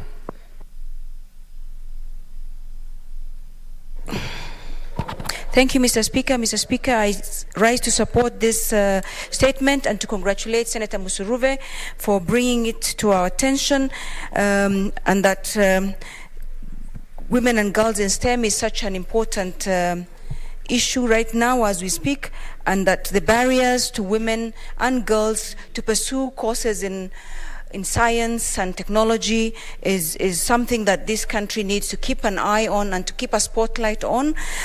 We know for a fact that women and girls are capable as much as our boys to pursue courses in STEM, but as you know, there are very many barriers. Stories are told of people who have the prerequisite degrees in this, but who actually are discriminated against, because when the interviewers are looking for people that are in STEM, they think that the girls and women may not be suitable. In fact, there was research that has been done where across the globe, and not just in Africa or in Kenya, women in STEM, even when they have already pursued the course, are still facing very many barriers to finding meaningful jobs, and even when they do find, are paid much less than other people, men of similar qualifications. Mr. Speaker, I read some time back about a South Korean woman who is a biologist and was looking for a research job in a lab, and when she was being interviewed, she was taken around the lab to lift equipment instead of being asked what exactly she would do for the research within the laboratory. And she believes that because she couldn't lift some of the equipment, she was denied the job. So such is the discrimination that women in science and technology face. And therefore, it's important that the United Nations and the international community have set aside the 11th of February as a day of putting a spotlight on women and girls who are trying to pursue a course in STEM. And we in this country, especially in our country where we still have a long way to go, it's about time we leapfrogged our girls and women into STEM courses, and also look at the barriers that have really held our women and girls back with regards to careers in STEM and careers in science and technology. Mr. Speaker, related to this, even in politics, same barriers exist, and therefore for women and girls in our country, there's just lots of barriers similar to those that are in women and girls in STEM that also persist in the political field, as you know, and therefore we need to look at this holistically and ensure that, in fact, I'm going to ask the international community to make a day for women and girls in politics, because I think it's about time we also had a day for women and girls in politics and put a spotlight on this important issue of women and girls in politics, because politics then determines many of the other women in many of the other sectors, Madam Speaker.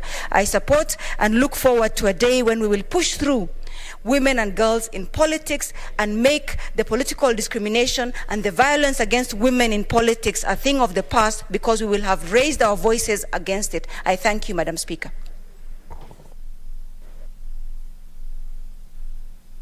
Thank you, Senator. The next statement is by Senator Cherargei.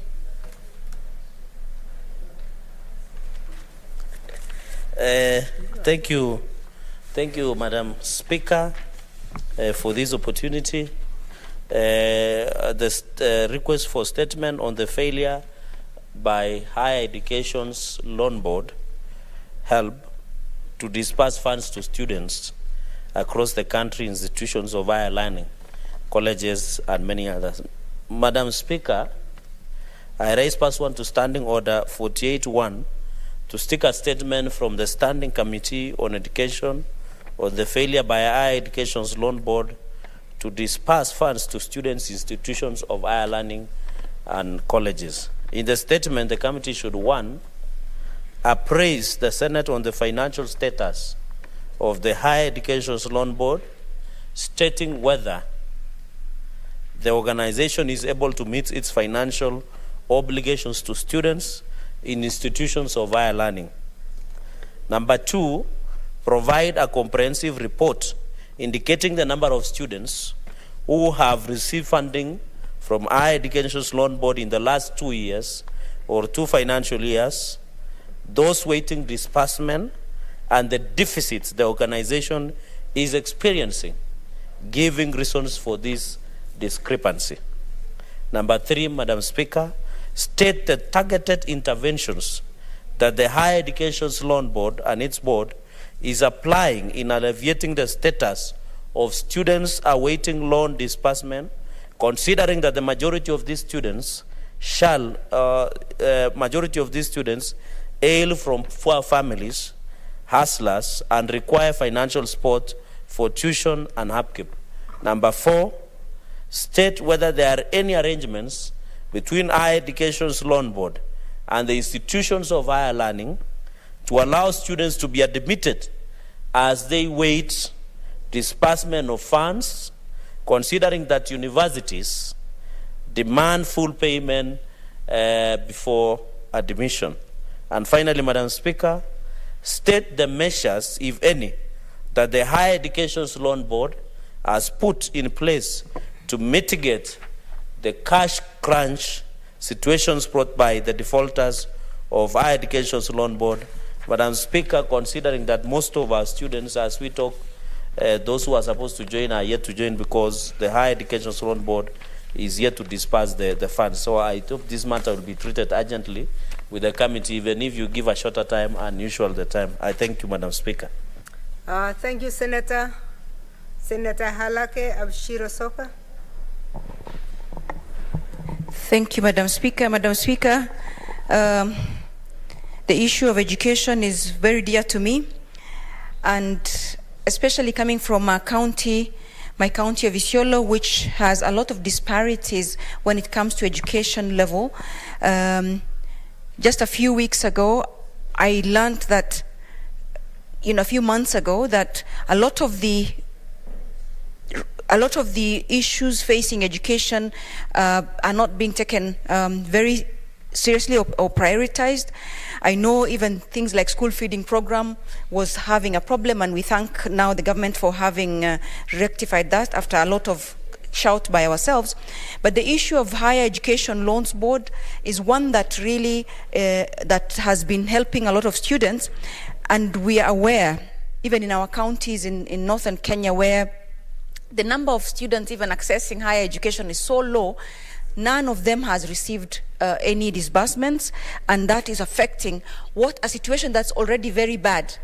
As it is, because of the disparities in levels of education, in quality of education, in access to education, and the historical injustices that have caused northern Kenya, and especially Isiolo County, to have very low numbers going to universities, the problem of not having finances and the problem of delayed disbursements of higher education funding has then dealt double stroke to them. So, Madam Speaker, I'd like to congratulate Senator Cherargei for highlighting this issue. This is an issue that's actually affecting us in ASAL counties, especially because when you have only, say, 50 students going, and those 50 cannot access education because then it becomes that our counties are totally being left behind. As it is, we are hard to reach. Now education is also becoming another tool of exclusion for people in northern Kenya. Madam Speaker, I am very saddened to note that some of the things that keep our kids in school, from finances to even certain school feeding programs and small things that help, poor communities, vulnerable communities to have a chance and to participate in the socio-economic activities of our country, are now becoming a tool of exclusion. And I would like to appeal to the Kenyans who have not paid their higher education loans to please pay up. And if they haven't paid up, a system or a mechanism must be put in place to ensure that the students who have nothing to do with it are not punished for it. Madam Speaker, a few months ago, when we were looking at the requirements for perhaps even running for office and the rest of it, and one of them was to make sure that you have a certificate from the Higher Education Loans Board, what came very clear is that some of the students who have taken the loans have never been able to access employment. So it's a vicious cycle, because if you don't have a job, but you've taken how are you expected to pay? So in fact, if maybe things like CDF or things like Youth Fund can be used to offset some of the funds that the youth have taken but cannot access employment, so that then incoming students are not punished for the misfortunes of our unemployed youth, because these are the same youth that cannot even pay, and the vicious cycle continues to disadvantage the people that actually need the most. So, Madam Speaker, I support this and appeal to the government, either the Treasury to do something about it as a short-term measure, or on a long-term basis, other mechanisms are put in place so that we're not waiting for unemployed youth to pay up and there's no way they can pay up. I thank you, Madam Speaker, and I support this. Thank you, Senator Mogeni. Ergo Kongo. Yes, Mr. Speaker, I want to thank Senator Cherargei for having brought this matter to the attention of the House. Save that that statement he made of Asla Nation, this is not a matter for the Aslas, it's a matter for the children of Kenya. Madam Speaker, those days when we went to university and when government cared for some of us who are from poor backgrounds, the government made sure, Madam Speaker, that we went to university, they paid fees for us, and then they waited for us to finish and then pay the loans. And some of us, Madam Speaker, who are privileged to go through university, we have since paid help for the loan that was extended to us to finish our university education, and we are forever grateful. But Mr. Speaker, Madam Speaker, this country now is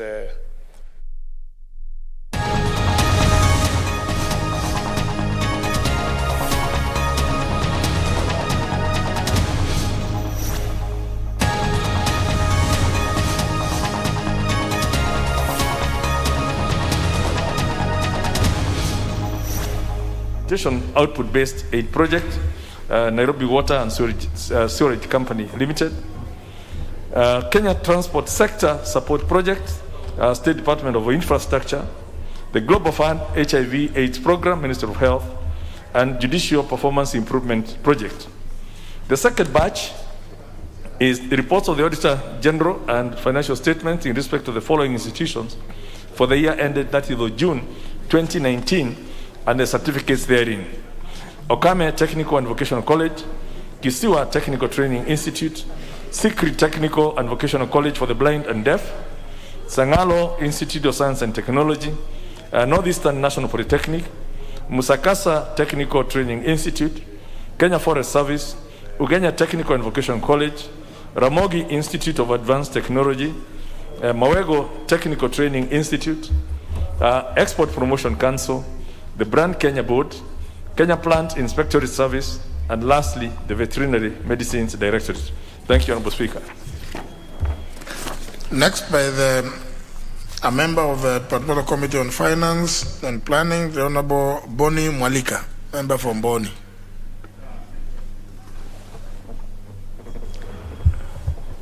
Thank you, Honorable Speaker. Honorable Speaker, I beg to lay the following paper on the table of the House. Today, Wednesday afternoon sitting, February 9, 2022. Report on the Departmental Committee on Finance and National Planning on the recruitment of the National Assembly nominee to serve in the Equalization Fund and Advisory Board. Thank you, Honorable Speaker. The Chairperson, National Government Constituencies Development Select Committee, Fund Committee. Thank you, Mr. Speaker. I beg to lay the following papers on the table of the House. Today, Wednesday, February 9, 2022, afternoon sitting. 1. A report of the Select Committee on National Government Constituent Development Fund on the status of projects proposals, approvals, disbursements, and restrictions embossed on constituencies' accounts for the first quarter of 2021-2022 financial year as at 30th September 2021. 2. A report of the Select Committee on National Government Constituent Development Fund on its consideration of the National Government Constituency Development Fund Amendment Bill, National Assembly Bill number 34 of 2021 by the Honorable Tindi Mwale MP. I thank you, Mr. Speaker. Next order. Order number 6, notices of motion. Honorable Munyini. Thank you, Honorable Speaker. I beg to give the notice of the following motion. That this House adopts a report of the Select Committee on National Government Constituency Development Fund on stalled and or incomplete projects initiated through the National Government Constituency Development Fund but falling under the county government functions, laid on the table of the House on Tuesday, August 17, 2021. Thank you, Mr. Speaker. Honorable David Boni Mwalika. Honorable Speaker, I beg to give notice of the following motion.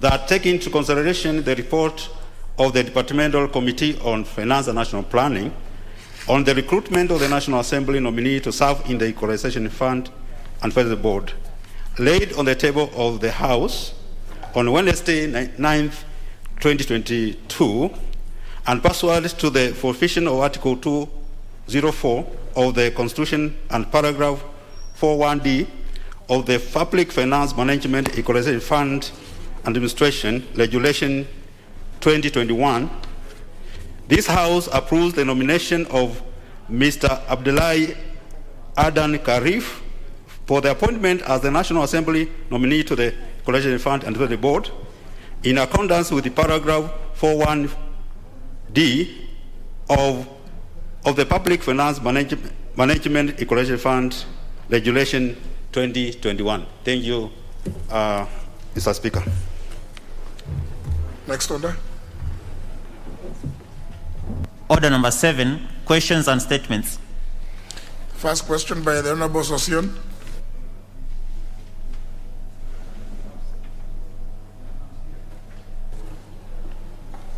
Yeah, thank you, Honorable Speaker. I rise to ask question number 02/2022. Could the Cabinet Secretary provide, directed to the Cabinet Secretary of the National Treasury and Planning. 1. Could the Cabinet Secretary provide a status report regarding payment of pension to Ms. Doris Akumu-Okello, a beneficiary and next of kin of the late Ayub Okello Kitaga, personal number 295264, who served as a teacher under the Teacher Service Commission? 2, when will the said funds be paid to Ms. Doris Okello, considering that she has provided the necessary documents for processing of the dues in the year 1994? I thank you, Honorable Speaker.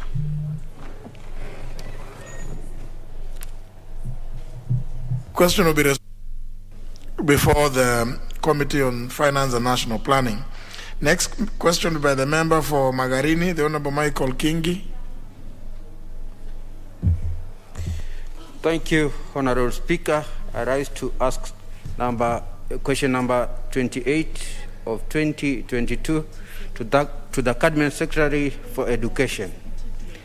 1, could the Cabinet Secretary provide a status report regarding registration of all public schools and secondary schools in Magarini constituency? 2, what measures has the Ministry put in place to ensure that registration of public schools in Magarini constituency is carried out and completed expeditiously? Thank you, Honorable Speaker. Question will be replied to before the Committee on Education and Research. Next question is by the Honorable Sankok. Thank you very much, Honorable Speaker, for giving me this opportunity to ask this very emotive question, number 029 of 2022, to the Cabinet Secretary for Lands and Physical Planning. Honorable Speaker, question number 1, could the Cabinet Secretary provide the current ownership status of the 98,000 acres of Kedong Ranch in Nakuru, previously hived from Narok County? 2, could the Cabinet Secretary also provide the list of names of directors of the said ranch?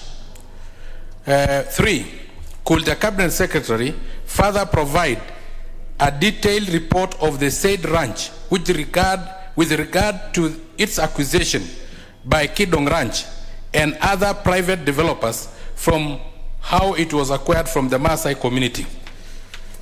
Wasisema wamenunua kwa wazungu, hakuna mzungu alikuwa Maasai. 4, could the Cabinet Secretary explain why the said ranch is guarded by the Kenya Defence Forces, a private land, and mine is private, is not guarded by Kenya Defence Forces? Thank you, Honorable Speaker. Maybe the Honorable Sankok might be requiring to get KDF to guard his. The question will be replied to before the Departmental Committee on Lands. Last question is by the member for Kibra, Honorable Imran Khan. Okoth, sorry. Thank you, Mr. Speaker. Mr. Speaker, I rise to ask question number 30 of 2022. This question, I brought it last year, Mr. Speaker, but it was never responded to. It is directed to the Interior, the Cabinet Secretary for Interior and Coordination of National Government. Number 1, could the Cabinet Secretary explain the circumstances surrounding the abduction and subsequent killing of the late Cynthia Makoa, a Form 4 student at Kibra Girls Soccer Academy in Kibra constituency, who was abducted, killed, and dumped into a river in Shianda village, Mumias East Sub-County, Kakamega County, while visiting a family during the October 2021 school holidays. Number 2, will the Cabinet Secretary explain the status of investigations into the heinous crime and indicate whether any suspects have been questioned or arrested? 3, what steps is the government taking to end the increasing cases of gender-based violence in the country, which have seen many women and girls injured, maimed, or killed, and ensure justice for the victims? Thank you, Mr. Speaker. Question will be replied to before the Departmental Committee on Administration and National Security. That ends the first segment. The second segment is a request for a statement by the Honorable Dido. It's the Honorable Rasso, isn't it? Yeah, Honorable Rasso. Thank you very much, Honorable Speaker.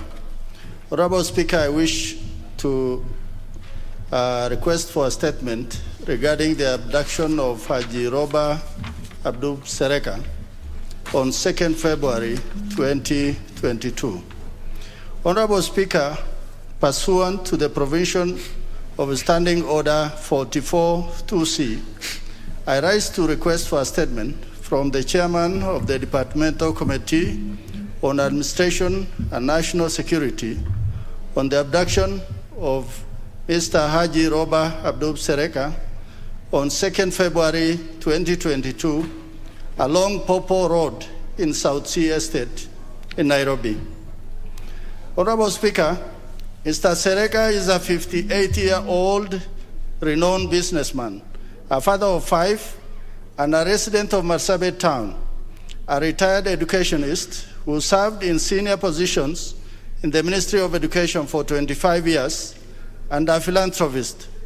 Mr. Sereka is a community leader who has built schools, mosques, and helped many less fortunate members of the society. He is currently the chairperson of Marsabit Chamber of Commerce. Honorable Speaker, on 2nd February 2022, at 1100 hours, while on his daily routine, Mr. Sereka was abducted along Popo Road in South Sea Estate by over 10 armed men who sped off in a white Toyota Land Cruiser, registration number KBW 456E, accompanied by 2 other vehicles, a Subaru and a Toyota Rush. To date, efforts to trace the whereabouts by the family, friends, and members of the community have been futile. Honorable Speaker, Kenya is governed by the rule of law, and the government should protect the lives and property of its citizens. Further, Article 4, 19, 20, and 28 of Constitution of Kenya 2010 provide that every person has inherent dignity and the right to have that dignity respected and protected. Sadly, Mr. Haji Sereka has been held incommunicado from 2nd February 2022 to date, and his abduction has caused a lot of trauma to the family, friends, and community at large. Honorable Speaker, it is against this background that I seek a statement from the chairperson of Departmental Committee on Administration and National Security on the following. 1, could the relevant government agencies establish the whereabouts of Haji Roba Sereka and give reasons behind his abduction? What efforts has the government taken to ensure that Mr. Sereka is brought to lawful custody, if necessary, where his family, friends, and the community can access him? And thirdly, what measures has the government put in place to ensure Mr. Sereka is safe and that the culprits are brought to book for their heinous act? I thank you, Honorable Speaker. Now that I don't see the chair of the committee, the question will be channeled to the committee through the office of leader majority. Yeah.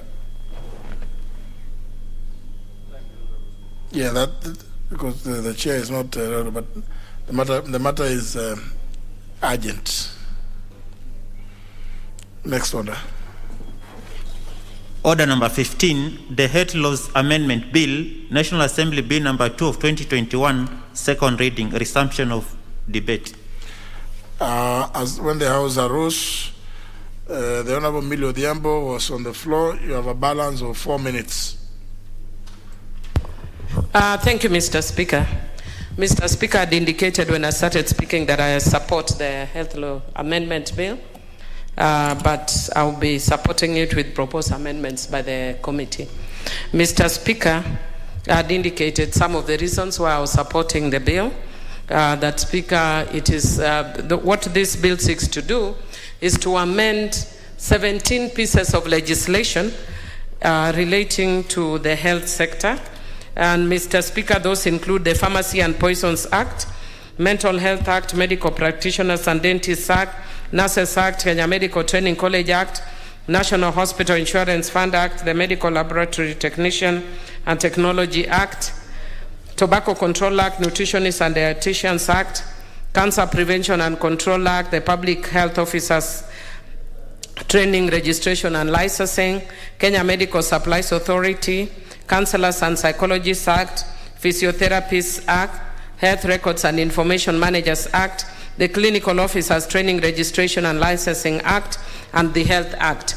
Mr. Speaker, what the bill seeks to do is to have a wide-ranging amendments on these bills relating to health policy to improve efficiency, service delivery, realization of the universal health coverage, and the Big Four agenda in line with the Constitution, the Health Act, and the Mwongozo Code of Conduct or Code of Governance for state corporations.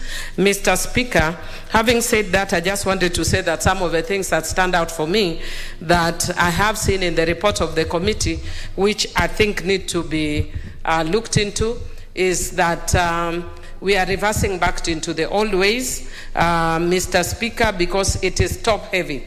There's heavy representation in the state corporations that are being set with where you have PSS forming almost 70%. PSS and AGs in all these corporations that have been set forming 70%. Some of the agencies that were there before, like civil society, faith-based organizations and all that, have been removed. And Mr. Speaker, that then takes away the voice of the public, which the Constitution requires. Mr. Speaker, it also takes away some element of self-regulation within those sectors. Third thing, Mr. Speaker, the other issue that is of concern to me is, Mr. Speaker, sometimes we need to ask what comes before, the chicken or the egg. Or in relation to the Mwongozo Code of Governance, Mr. Speaker, I can't really remember, maybe it did come to the House for it to be a government policy. But sometimes when you see the government not adhering even to constitutional standards, we keep referring to the Mwongozo Code of Governance as though it is the Constitution. I think there are certain constitutional principles that go ahead are way more important than a government policy. I don't think the Mwongozo Code of Governance in itself is bad, but it must adhere to certain constitutional standards, which includes inclusion of the civil society, gender inclusion and inclusion of disability and regional balance, some of which are included. Mr. Speaker, one of the issues of concern to me is the NHIF bill. If you see, because I see my time is up, if you see the provisions relating to NHIF bill, Mr. Speaker, I think we dealt with some of these issues less than 6 months ago, so I don't even know why they are even here. It creates a lot of confusion. And Mr. Speaker, at some time we'll be calling on your officers. If you could request, indulge me just 1 minute to say this. Thank you, Mr. Speaker. If you could guide us, for instance, when you have an omnibus bill with 17 pieces of legislation, when we call for public participation, should it be public participation in health laws amendment, which can confuse the public as a Health Act amendment, or should we, in the media...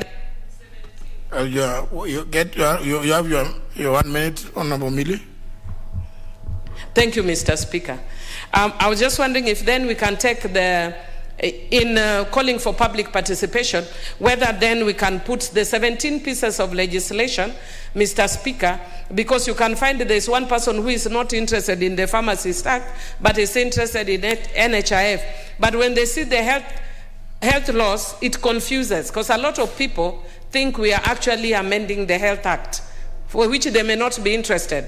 The nurses may not be interested in the amendment of the Health Act, but they may be interested in the amendment of the Nursing Act. So I'm just saying, going forward, perhaps when we are amending, even when it's omnibus, we need to very specifically provide for that. Otherwise, it may stand to be challenged in court.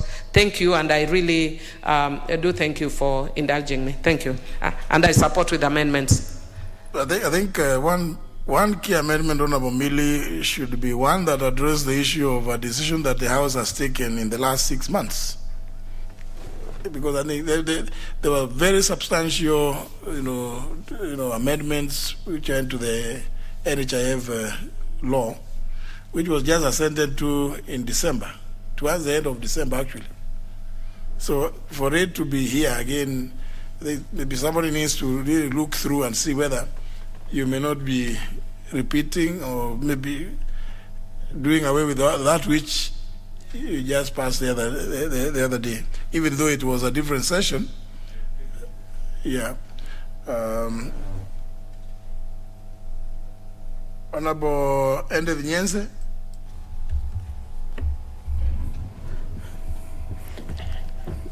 Thank you, Mr. Speaker, sir. I do not wish to contribute to this. Thank you. I'm just following the requests. Honorable Mwangi Mburu. Thank you, Mr. Speaker, but I also didn't intend to contribute to this. Oh.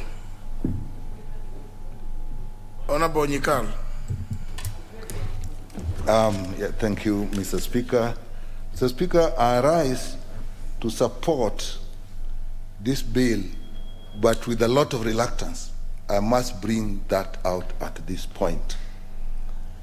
Mr. Speaker, the object of the bill is to actually to harmonize the health laws and to be in line with the Mwongozo Code of Governance, and those are really the main issues. But Mr. Speaker, there are very many issues that have been raised, and the only reason I'm actually supporting with reluctance is that the committee has sat down and has proposed very many amendments, and if those amendments pass, then I will be happy with this. But should those amendments not pass, I will definitely, even at that stage, not support this bill. Mr. Speaker, this bill amends 17 laws. 12 of them are regulatory acts that are regulating the training, the conduct of health professionals. 2 acts are regulating service provision, KEMSA and NHIF. 1 act is regulating trainings institutions. Mr. Speaker, the other act is regulating drugs and substance of addiction. And 1 is an overarching act. Mr. Speaker, an omnibus covering so many laws with so many various objectives is unlikely. Mr. Speaker, an omnibus bill that is covering so many laws that are looking at very different functions is likely to cause confusion. And that's why we actually, the committee, had to come in and do very many amendments. Because of that, it ignored very basic principles. 1, the principle of representation. We are all aware that when we are dealing with regulatory bodies or professionals, representation is important. Even in service delivery like NHIF and KEMSA, representation is very, very important. Now, with self-regulation is particularly important when you are dealing with professional bodies. Now, this bill, as is now, is actually overpopulated with government officers, PSS, the Attorney General, and therefore denying the stakeholders the chance to actually participate. Mr. Speaker, the same bill is saying it is adhering strictly to Mwongozo Code.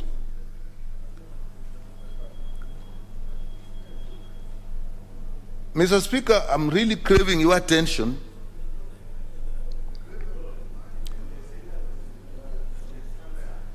There's answered. Okay. Mr. Speaker, we would want to know whether this Mwongozo Code of Governance actually is an instrument that can guide or actually change what Parliament has done on that basis alone. If you look, for example, when you are looking at representation in NHIF, very important institutions like the teachers, the service providers were actually left out.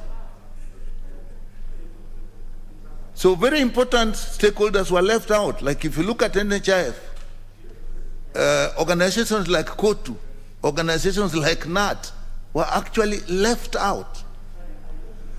When you looked at regulatory bodies like the Nursing Council, the Kenya Medical Association, you find that actually there were very few professionals in there, and you had government officers in their place. So, Mr. Speaker, to that extent, this bill, as if it passes as it is, it will actually be a disaster for professional regulation and even for stakeholder participation on all the laws that are affected. However, when this bill came here and the issue of public participation arose, a lot, we looked at it, the committee looked at it, and Mr. Speaker, the committee has made massive amendments. And I wonder, another principle that I may be guided in, how much amendments can be made on a bill and still the bill represents the original objective? That has bothered me. But to the extent that the amendments actually took care of the concern of the stakeholders, the committees then agreed we'll take those amendments. So it is on that basis, Mr. Speaker, that I will support this bill. And I will appeal to the mover, he's not listening to me, I will appeal to the mover that when these amendments come to the committee of the whole House, we actually ensure, and I will ask our colleagues in the House, that we really take keen attention on these amendments, because if we take it the way we all take the committee of the whole House, a couple of us sitting here and saying aye and nay, it actually may be a disaster for the country. But having had some consultations, having had some assurance that the committee amendments will carry the day, I support the bill with that reservation. Thank you, Mr. Speaker.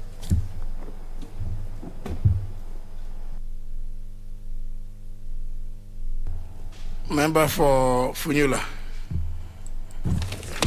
Thank you, Honorable Speaker, for granting me opportunity to also drop a word in respect of the Health Laws Amendment Bill 2021, Bill number 8, whichever, Bill number 2.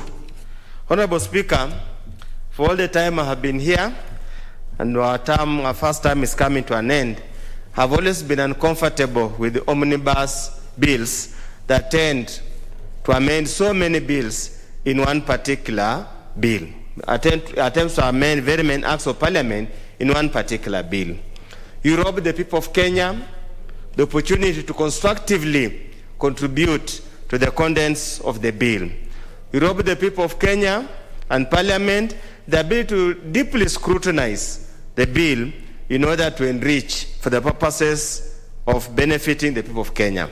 Honorable Speaker, as my colleagues have said, the bill seeks to amend 17 acts related to the Health Act, health sector, and other related issues. Honorable Speaker, there are two major issues that come out of this amendment.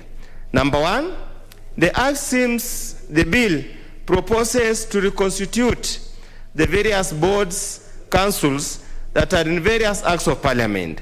And these are the Pharmacy and Poisons Act, the Medical Practitioner Dentist Act, the Nurses Act, the Medical Laboratory Technician Technologists Act, the Tobacco Control Board, the Cancer Prevention and Control Act, Public Health Officers Training, Registration and Licensing Act, number 12, 2013, the Kenya Medical Supplies Authority, the Counselors and Psychologists Act, the Physiotherapist Act, the Clinical Officers Act, and the Main Health Act, and many numerous acts of parliament.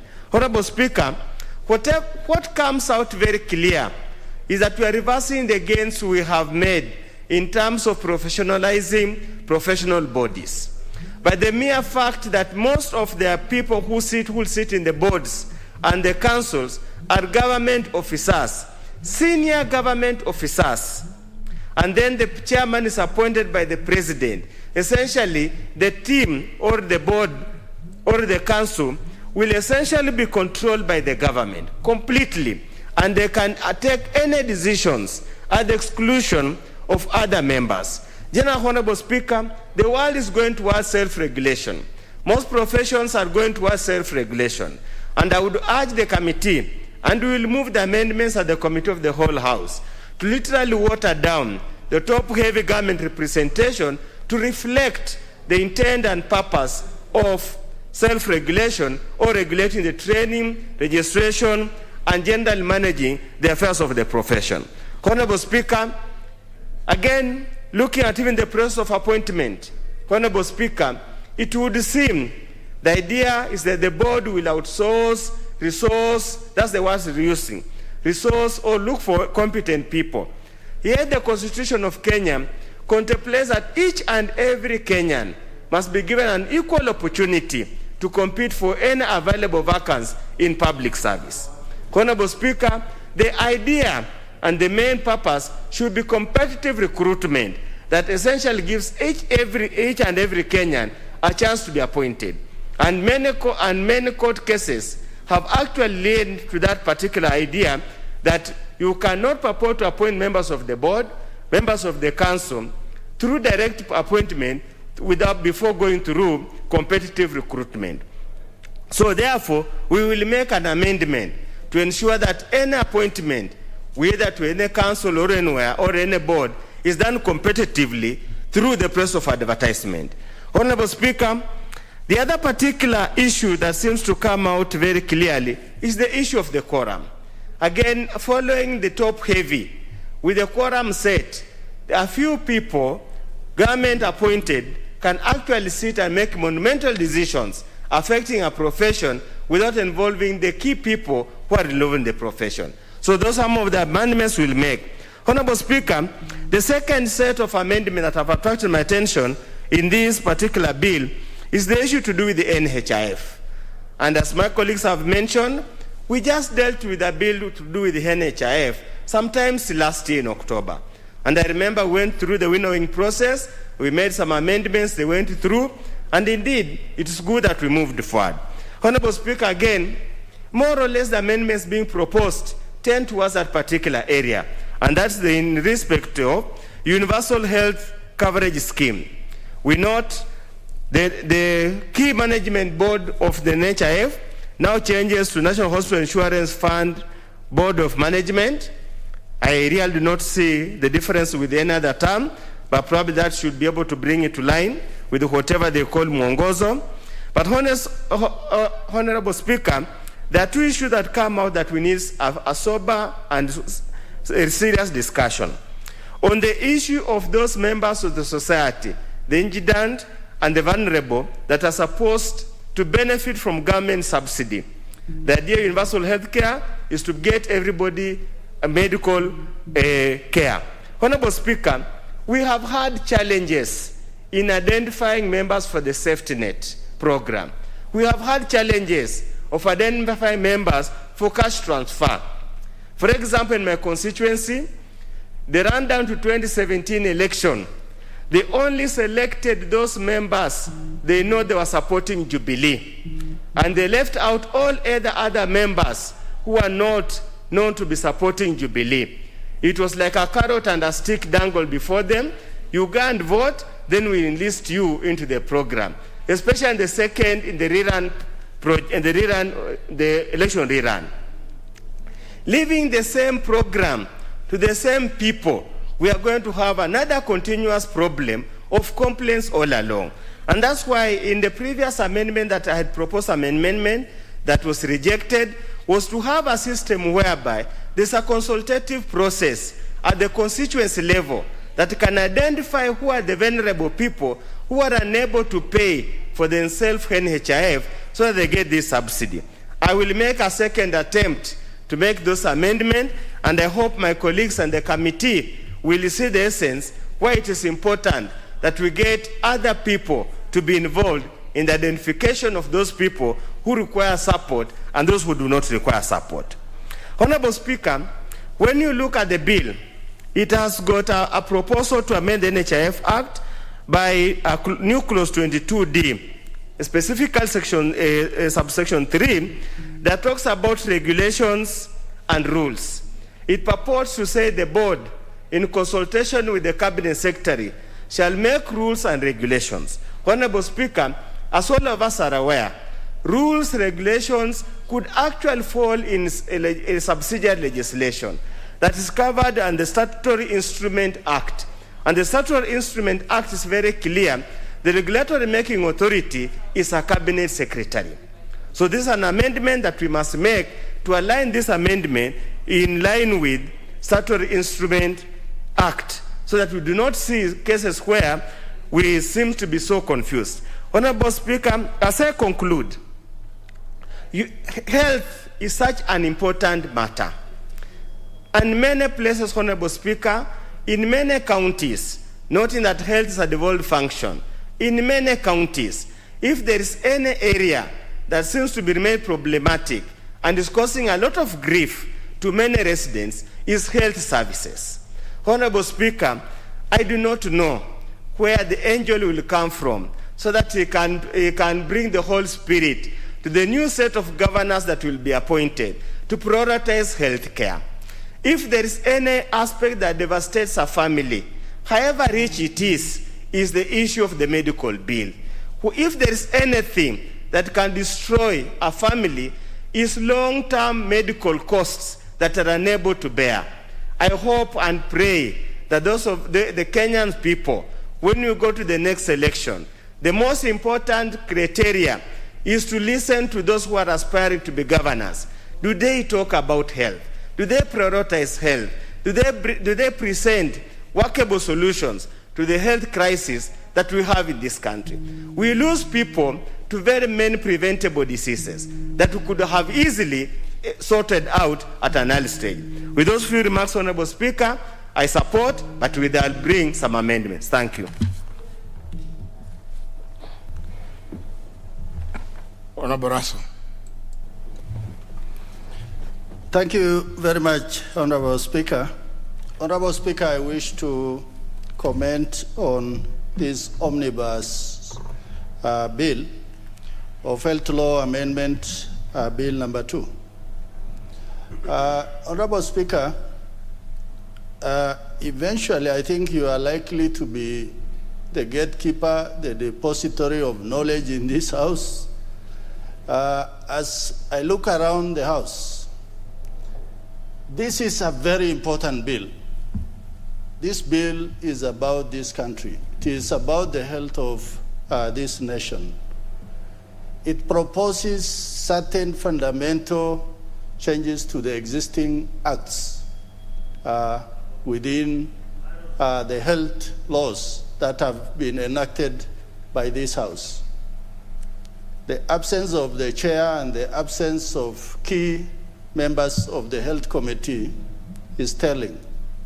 But having said that, the purpose of legislation is to enhance governance, to put in effectiveness and efficiency in performance of functions and duties to both institutions and individuals. This House, as it enacts laws or as it amends the old laws, must take into consideration that what is the object of doing this. When we have the omnibus bill, I think largely the omnibus is intended to bring about correction, not fundamental changes to existing acts and existing laws that superintendent's institution. Honorable Speaker, having looked at this amendment that has been suggested,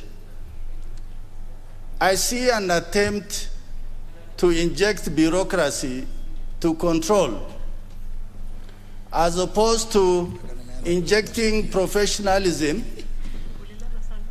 that would, to an extent, add value in the way we are able to control the health institution. And I think as government, the purpose of government is to provide service and also to inject resources, and at the same time to make sure that those resources are used purposefully. Honorable Speaker, professional bodies, as those that have been indicated in this omnibus bill, are legal bodies, constitutional, constituted by most qualified individuals. And that is how important it is that as we bring this bill before the House, we must look at how much public participation has taken place. And what we mean by public participation in this particular omnibus bill is the public that involves the consumers, but also stakeholders who are the main player or players in the health arena. And that is why my colleagues who have spoken before me were very clear that NHIF, where we enacted such an important bill, I think hardly a month ago, then suddenly we have an omnibus amendment that is suggesting a particular change. I'm not sure if those who have moved the amendment have looked at the extant bill, which was just recently signed into an act of parliament. Honorable Speaker, as bills come before the committees of the National Assembly, the committees will scrutinize. And I have to say with degree of certainty that if there are major changes or the committee proposes drafts of amendment to what has been brought before the House, then I believe maybe that bill was not properly crafted from the beginning. And that is where we must be careful to actually ask ourselves, would it not be necessary to even return to the originators of the bill so that they look through it, as opposed to the committee appearing to be making the bill themselves? Honorable Speaker, at this point in time in the life of the 12th Parliament, there are certain laws that can easily be enacted without participation of most of us. These particular laws, if they sneak through the House, in the long run, they will have far-reaching ramifications on institutions and on the way those particular laws can be objectively implemented. And the implementers might find it very difficult in the end, blaming the National Assembly for crafting or for coming up with bad laws that are difficult to implement. For this and other reasons, I would also urge the leader of the majority, who I really congratulate because he actually has now become a permanent feature in this House, as even the committee chairs have taken flight, so that certain laws, we rather take a longer time for them to be enacted as opposed to rushing them through the House. With those remarks, Honorable Speaker, I thank you and I beg to support. Thank you, Honorable Speaker.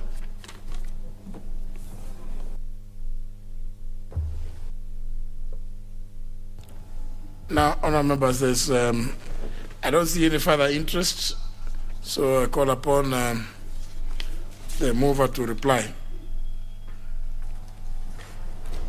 Leader Majority. Yes, thank you, Honourable Speaker.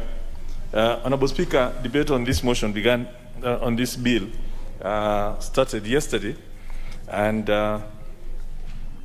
I'm grateful to the members who have found time to contribute to it. But like I said in my moving yesterday, this bill was introduced at the beginning of last year. And because of the extensive consultation it had to go through as issues were raised on it, it's perhaps the most publicly participated bill that we are looking at. So I want to assure members that in terms of public participation, this bill has received extensive public participation and input from committee members and members specifically, those in the medical profession. And if you look at the committee report, members will actually notice that there's a whole raft of amendments which Honorable Dr. Nyikal did mention about, and Honorable Miri Odhiambo mentioned about. And if those are implemented, then even the reservations that members have on the bill would have been sorted. Honorable Speaker, I did also mention yesterday in my moving that inclusion of the NHIF in that original bill was again a timing issue. This bill had been done even before we brought in the NHIF bill and had anticipated to do some of the things that we eventually did and carried in the National Health Insurance Fund bill. Hence, any references to the NHIF now will actually be sorted out at the Committee of the Whole House through an amendment to remove them because they've already been incorporated in the act that has been signed. So I dedicated that yesterday, and I think we will continue from the same basis. And it's the same thing in terms of the issues of top-heavy, the representation. This is one of the issues that had brought problems and caused a lot of the regulatory agencies to appeal to members for interventions, because we also agree you can't have lots of government within the regulatory, the 12 regulatory bodies being covered by the Act. But by and large, I think it's a very good bill, especially with the amendments that will have gone through the Health Committee at different stages. And I look forward to members participating, as the Honorable Raso has said, especially when we come to the Committee of the Whole House, so that we can ensure that we amend this bill to accord with the wishes of the House. Honorable Speaker, with those remarks, once again thank the members who participated and look forward to their further participation during the Committee of the Whole House. I beg to reply.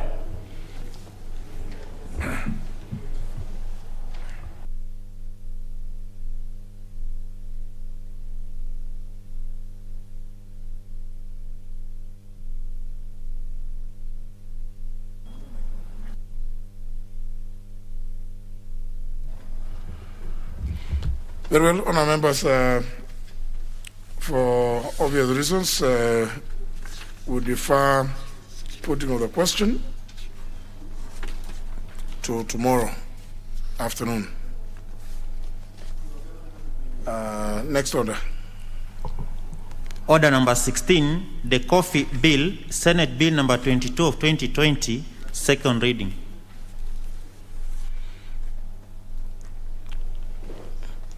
I don't see the chairperson of the committee.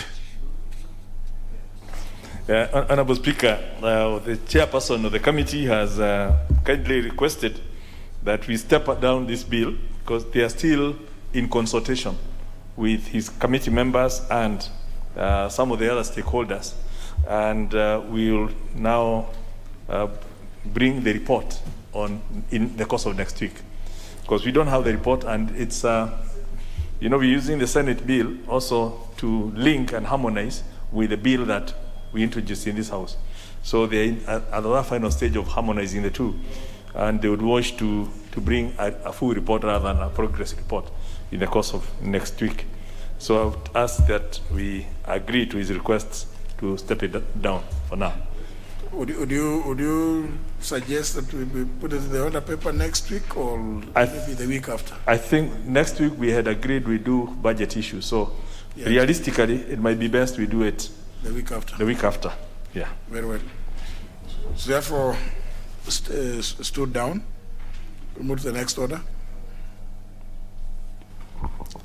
Order number 17, the Circle Societies Amendment Bill, National Assembly Bill number 55 of 2021, second reading.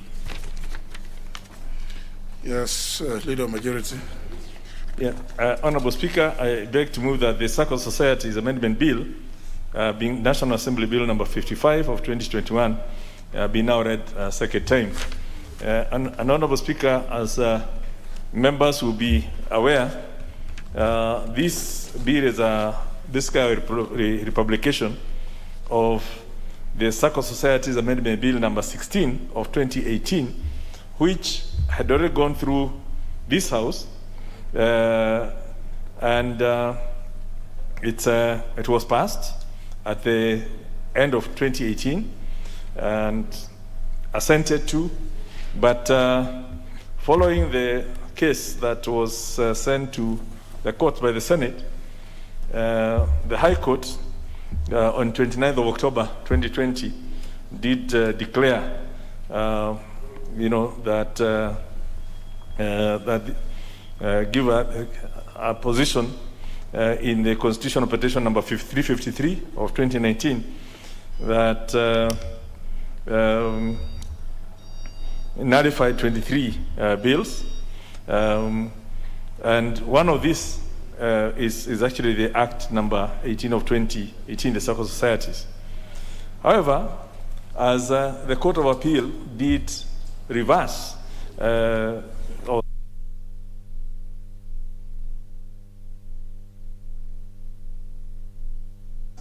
were upheld, including this one. The decision to nullify was upheld, including this one, the Circle Societies, on the understanding that it had not gone to the Senate.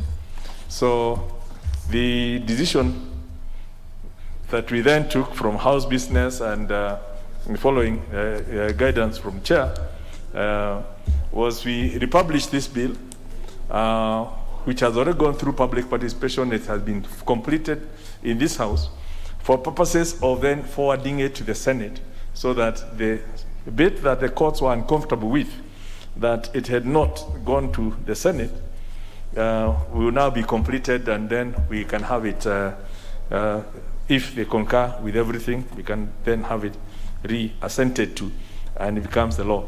So really we don't have to, it's so clear to everyone what the content of this bill was. It was thoroughly debated in this House. Public participation was done, and the members unanimously agreed to it. And hence, we, apart from just highlighting what this bill intends to do, basically it's something for just to refresh our minds, that this bill is providing for the establishment and operationalization of an electronic filing system for all the statutory returns and documents by the Circle Societies. And it also makes a provision for the issuance and publication of specific guidelines and directions on how the electronic processes are supposed to be realized. And generally, in looking at the issues that more specifically, the bill seeks to act on the following: modernize the system of circles in Kenya, as well as some of the processes that it's talking to, is the registration of SACCOs through introduction, again, of an electronic filing system, issuance and cancellation of the authentication codes to the registered users. It also looks at the process of transmission of statutory returns, documents, and other relevant information, correction of errors, if any, or amendments to statutory returns, documents, and other information, and remedy procedures in case of breakdown of the electronic system, amongst other things. So basically, again, this is it's just seeking that, and like I said, I debated and agreed. Proposes to alter the SACCO Societies Act of number 14 of 2008 by amending Section 53, which is to allow for the use of ICT in the collection and receipt of statutory instruments. Clause 9 further states that the authority may establish and administer an electronic filing system to electronically submit statutory returns and documents. And this is the thrust of the amendments that were being proposed and being made. Now, you know, this bill, or the provisions of this bill, will reduce the regulatory reporting burden on SACCOs, or also assuring faster, more efficient, and accurate reporting, both, and also the monitoring and analysis of the financial conditions of the SACCOs, as well as the, introducing this so-called risk-based supervision on the SACCO societies. So the bill also intends to harmonize the definition of minister, to bring into accord with the Constitution, the reference now being to Cabinet Secretary, and also the responsibility of the Office of the Comptroller General, as expressed in the Act, to also harmonize it with the Constitution. It is a straightforward matter, Honorable Speaker. Like I said, we had gone through this bill. Everything passed. It was challenged in the courts that it had not been, because SACCO cooperatives are one part of the devolved functions, and the High Court did agree that indeed on this particular bill, we should have taken it to the Senate for their input. And hence, we hope by redoing it afresh and passing it, then we take it to the Senate, it will have completed the journey as required by law. So, Honorable Speaker, with those few remarks, I beg to move and would ask the Honorable Nduati Ngugi to second, who has been putting quite a bit of time on this and a member of the Finance Committee. I'm also aware the Honorable Udo is here, and he will be giving his input into it. But I beg to move. Okay, Honorable Nduati. Thank you very much, Madam Speaker. As the Majority Leader has said, this bill had come through our committee, Trade, Industry and Cooperatives Committee, and he did justice to it. It went through public participation also. It came here for first reading, second reading, and it passed in the committee of the whole House. So it underwent all the stages, and we had taken care, and the SACCO societies also participated, and they are really supporting this bill. So, Madam Speaker, I wish to second.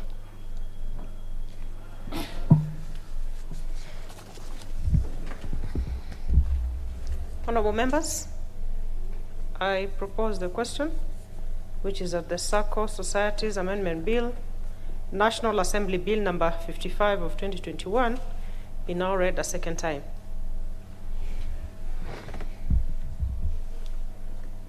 Honorable Member for Funyula. Thank you, Honorable Speaker, for giving me an opportunity to contribute to this bill. As the Leader of Majority has said, as my colleague in the Committee of Trade, Industry and Cooperatives has said, we had actually discussed and dispensed of this bill, both at the Committee of Trade, Industry and Cooperative, as well as the floor of this House, and we had passed with amendments that had been moved by various members. But obviously, Honorable Speaker, following the litigious nature of our sibling, who is idle, instead of dealing with devolved issues, they want to get involved in very mundane issues. It has come back to this floor for purposes of complying with the court ruling under the court appeal case. Honorable Speaker, the bill, essentially the thrust of the bill is to provide for electronic filing of returns. And this is in line with the ongoing digitalization of government services. As it has been the practice in the past, Honorable Speaker, any SACCO, any cooperative society, or any SACCO that is required to file returns was required to carry hard copies and bring to relevant offices. The purpose of the electronic filing system, Honorable Speaker, is to ease the burden of paperwork, to ease the burden of travel, and to ease the burden related to wrong filing. It is therefore expected, Honorable Speaker, the electronic filing system will ensure risk-based supervision of cooperative societies and SACCOs and will allow for timely intervention in the event there is any mismanagement or unprofessional issues at the SACCO. Honorable Speaker, it's also important that this gives ASRA, which is the supervision authority or the regulatory authority, a chance to review online and real-time any matters relating to SACCOs and societies. Honorable Speaker, in supporting this amendment, Honorable Speaker, we need to emphasize the important role of the cooperative movement in this country. We need to emphasize the important role, Honorable Speaker, of the SACCO to the extent they raise funds and the members use that fund to address various issues and challenges in their personal life. So, Honorable Speaker, with those few remarks, I support the bill because I already made comments on it. There's nothing more we are adding, and I urge my colleagues to pass it so that we transmit to Senate so that they can finalize the matter and give SASRA the opportunity to supervise and manage SACCOs adequately and efficiently. Thank you, Honorable Speaker. Honorable members, who else is interested in making a contribution? It's an important bill. If there be no further interests, I'll call upon the mover to reply. Yeah, Honorable Speaker, I want to thank the seconder and the member who has contributed. And it's understandable the fact that members had already exhausted debate on this, and we are only doing it for technical purposes to help complete what should had not been completed. I would understand why the reduced interest in contribution. But nonetheless, I want to thank the members for being here and having contributed, and I beg to reply.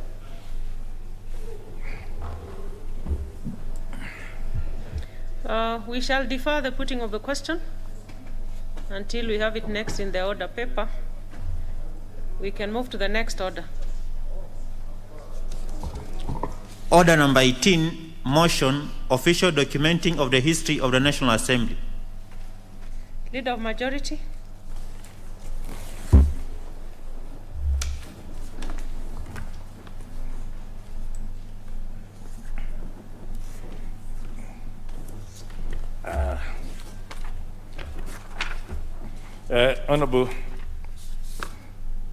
Honorable Speaker, I beg to move the following motion, that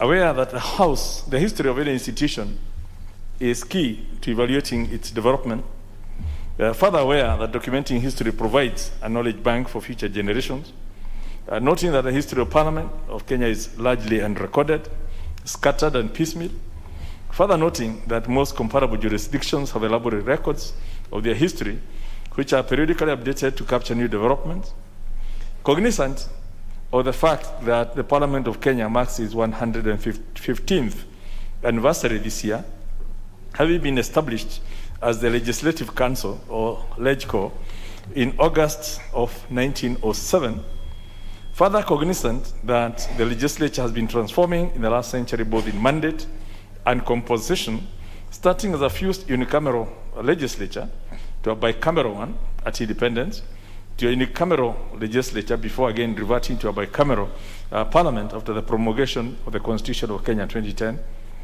recognizing the many works of arts, including statues, frescoes, murals, and pictures connected with the history of the Parliament of Kenya, including the contributions of great men and women, families, architects, and politicians throughout the 114 years of the history of the institution, and its transformation and growth throughout the period.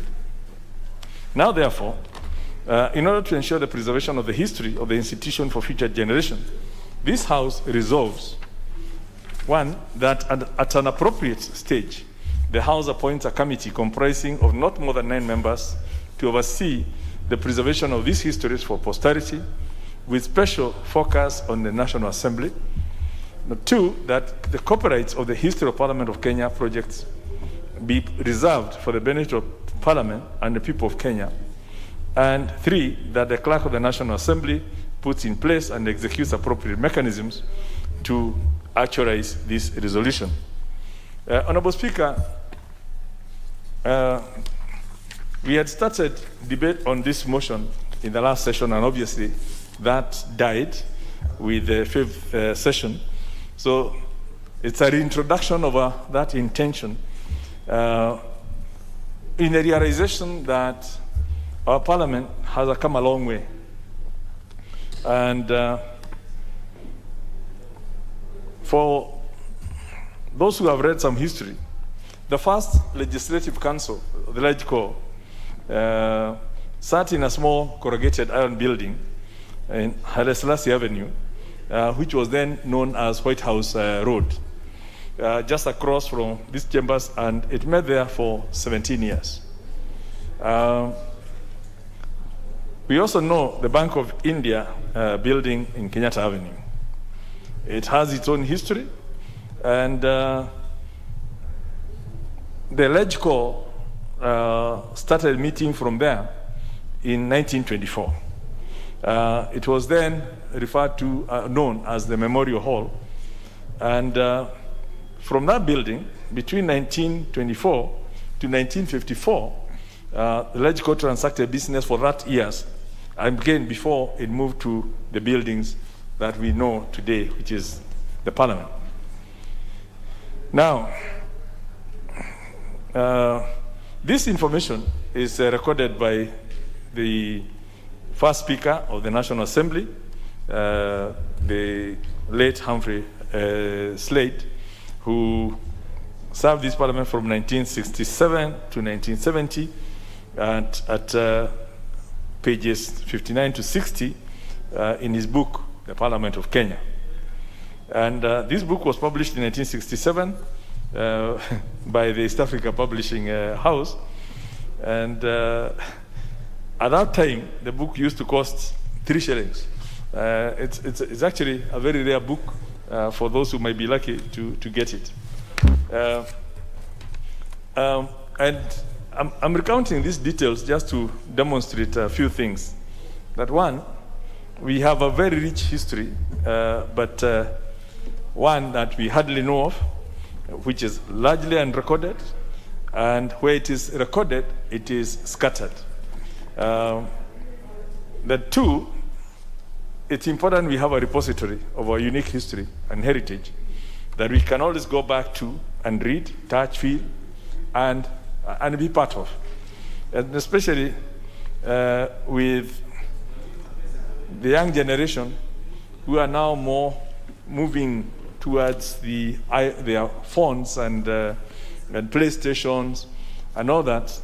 In the near future, we probably will never have anyone who can tell you what happens in Parliament, what happened in Parliament, where these traditions that we keep talking of, that Parliament is about its history, its traditions and pronouncement. We could lose all that if we actually don't get into this documentation.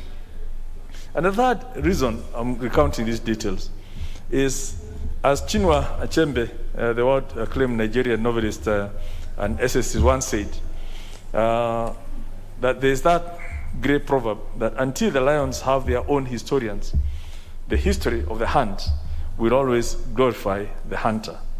And we therefore need to tell our history.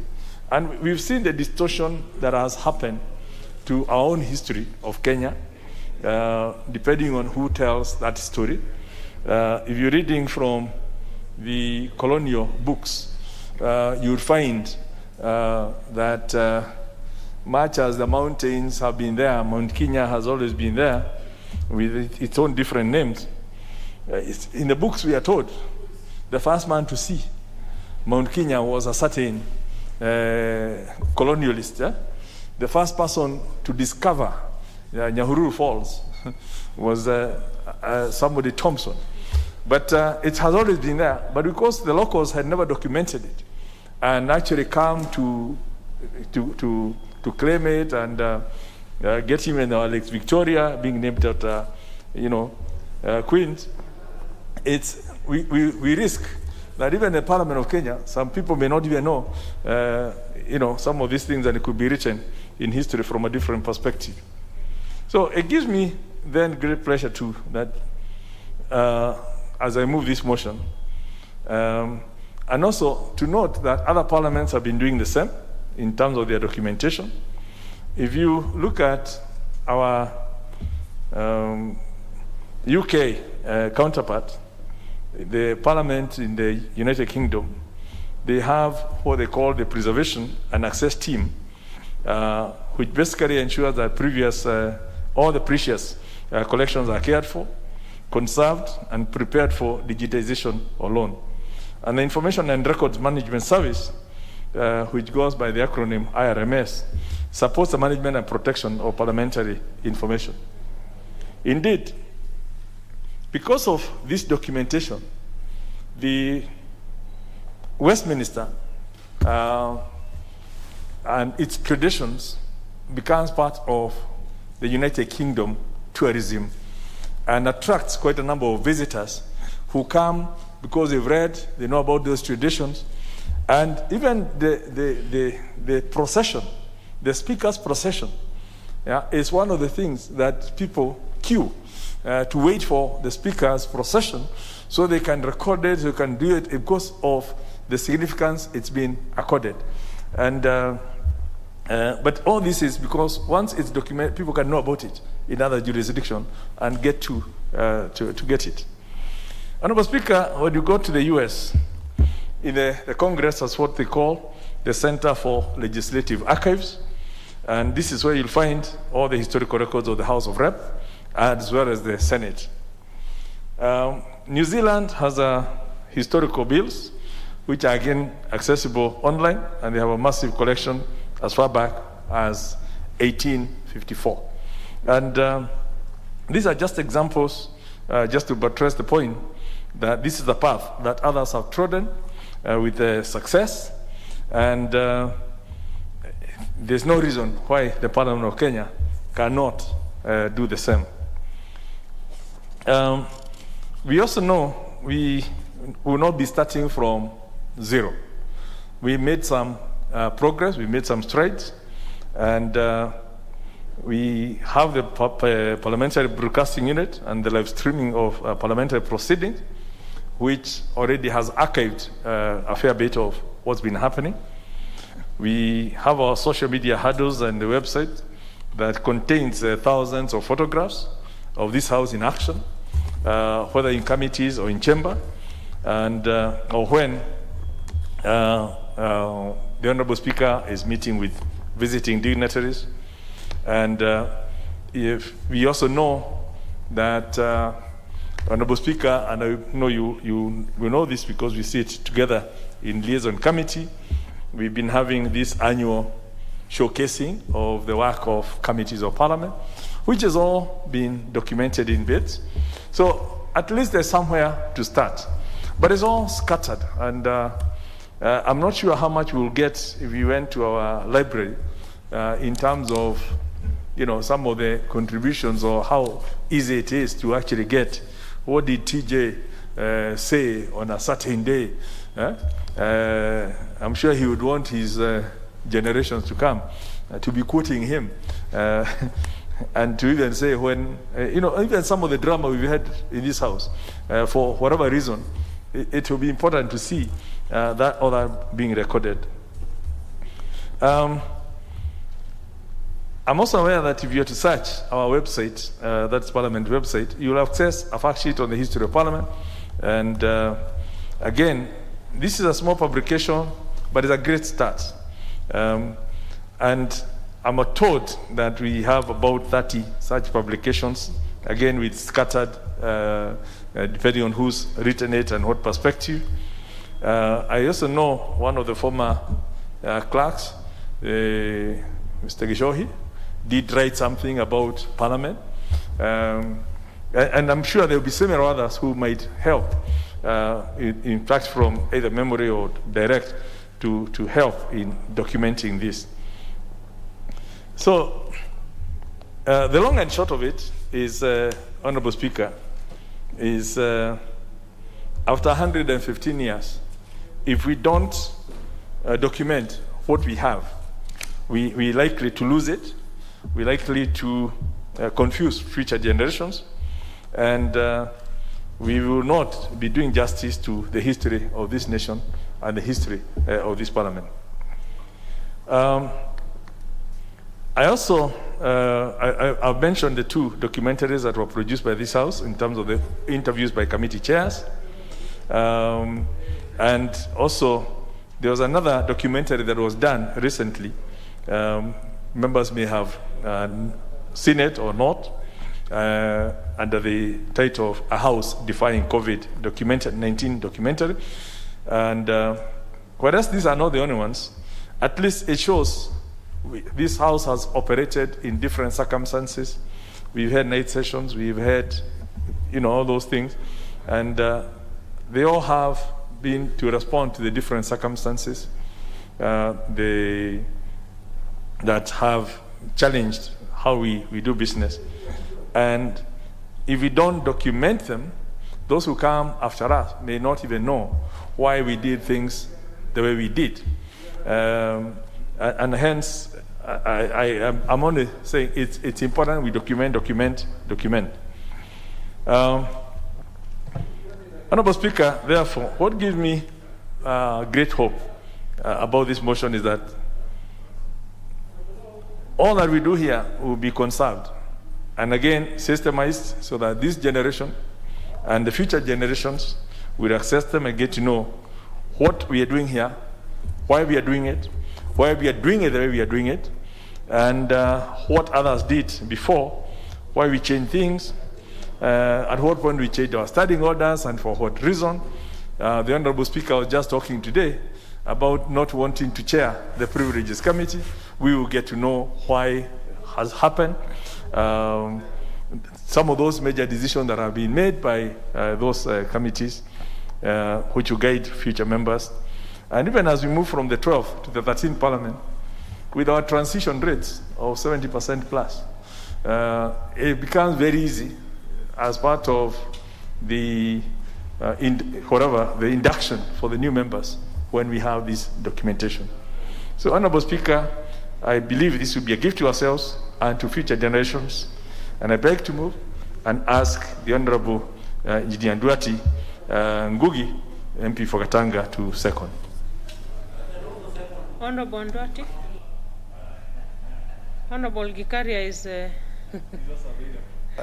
Thank you very much, Honorable Gikaria. I think you have done this country proud as a former chairman of Energy Committee, and you made your contribution, which you also need to document. You should be fighting for documentation of your achievement, and you have done your part. Honorable Speaker, I really want to support what the majority leader has said, and say that it should come much earlier. Honorable Speaker, I had never come to this Parliament before I was elected in 2017. And when I came here, I really wanted to study the history of this Parliament. Honorable Speaker, there was nothing. When you walk along the corridors of this parliament as you enter here, you might think the only people who have made contributions to this parliament are the former speakers, because that is what you see on display. And I know there are members who have really done much for this house.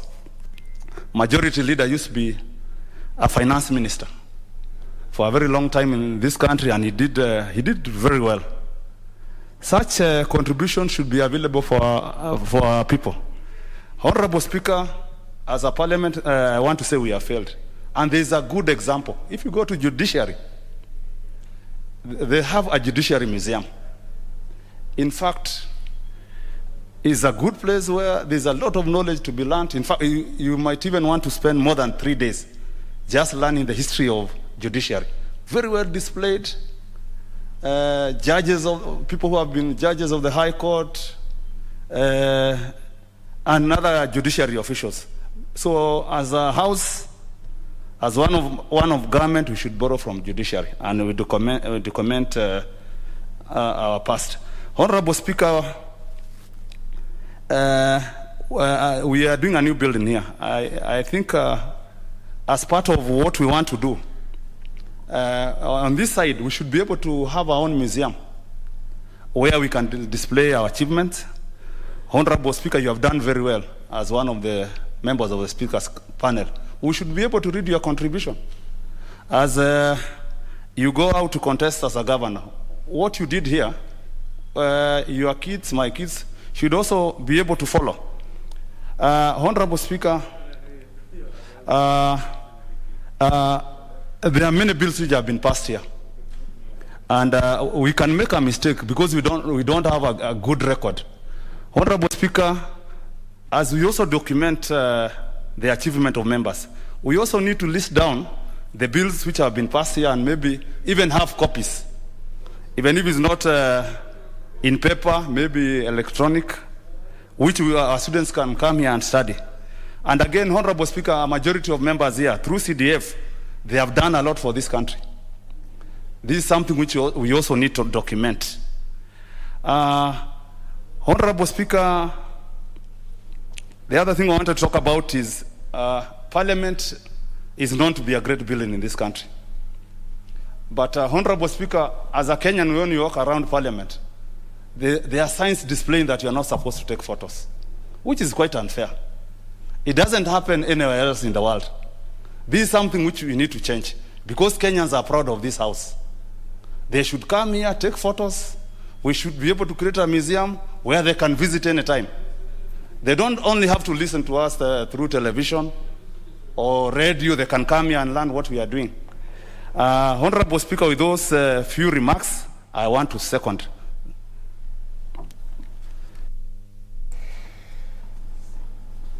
Order, members. Order. Order, Honorable Halima. Honorable members, I propose a question, which is that aware that the history of any institution is key to evaluating its development. Further aware that documenting history provides a knowledge bank for future generations. Noting that the history of the Parliament of Kenya is largely unrecorded, scattered and piecemeal. Further noting that most comparable jurisdictions have elaborate records of their history, which are periodically updated to capture new developments. Cognizant of the fact that the Parliament of Kenya marks its 115th anniversary this year, having been established as the Legislative Council, LegCo, in 1907, further cognizant that the legislature has been transforming in the last century, both in mandate and composition, starting as a fused unicameral legislature to a bicameral one at independence to a unicameral legislature, before again reverting to a bicameral parliament after the promulgation of the Constitution of Kenya 2010, recognizing the many works of arts, including statutes, frescoes, murals, and pictures connected with the history of the Parliament of Kenya, including the contributions of great men and women, families, architects, and politicians throughout the 114 years of the history of the institution and its transformation and growth throughout the period. Now, therefore, in order to ensure the preservation of the history of the institution for future generations, this House resolves, 1, that at an appropriate stage, the House appoints a committee comprising of not more than 9 members to oversee the preservation of these histories for the posterity with special focus on the National Assembly. 2, that the copyrights of the history of Parliament of Kenya projects be reserved for the benefit of Parliament and the people of Kenya. And 3, that the Clerk of the National Assembly puts in place and executes appropriate mechanisms to actualize this resolution.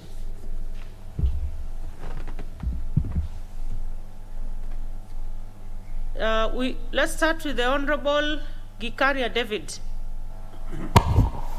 Thank you, Honorable Speaker. And let me take this opportunity first to thank the President for having appointed me as chair of the Energy Committee for the last 4 years.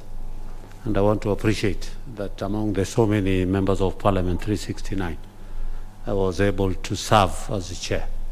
And a lot of development, a lot of electrification has happened in the last 4 years under the Jubilee government, and I appreciate the very good work that the Energy Ministry has been doing. And just to recognize that being appointed to that position by the President was not a mean score, and the people of Nakuru Town East constituency appreciate. And I take this opportunity to thank the President for having given me an opportunity, and to also appreciate that there has been other issues. Secondly, Honorable Speaker, is that... Honorable Abdisalan, what is out of order? I did not read the standing order correctly. I don't think whether the chair was appointed by the President to the position according to the standing order. He's supposed to be elected by members of the committee. Probably if his party has given goodwill, then he should be clear on that note. Otherwise, we are not aware of any appointment by His Excellency to Honorable Gikaria. Okay, Honorable Abdisalan. I think Honorable Gikaria... Honorable Chair, Honorable Speaker, I don't know whether the member is a Jubilee member. If he's in ODM, so he wouldn't have known. Honorable Gikaria. You know, if he's a member of ODM, he wouldn't. Honorable Gikaria, you know, I'm letting you give your very good statement following the new reorganization within Parliament, and I'm doing it at my discretion. So just contextualize it.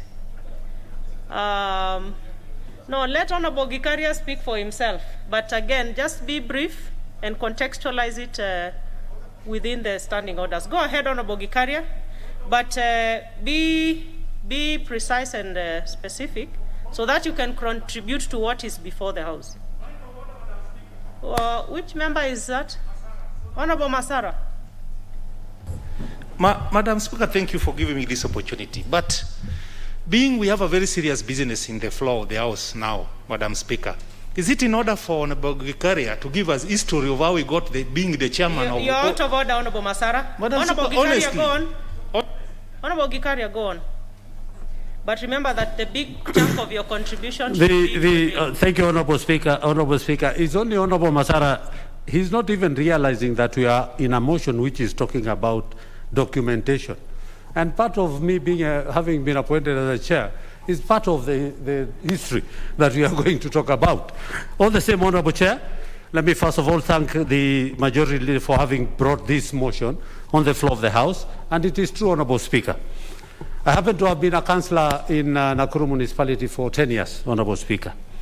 And at the same time, I happen to have been elected as a mayor in 2008. And Honorable Speaker, if you go to the then municipality chambers, all the history, particularly of the mayors and the sitting MCS, was all over the place. And you could be able to tell who was there. And I think history, it is something that is very, very important. And I want to appreciate and also support this motion that, Honorable Speaker, that it is true indeed that we need, as indicated, the official documenting of the history of the National Assembly. And not only maybe, as much as we speak about the National Assembly, it's about the Parliament.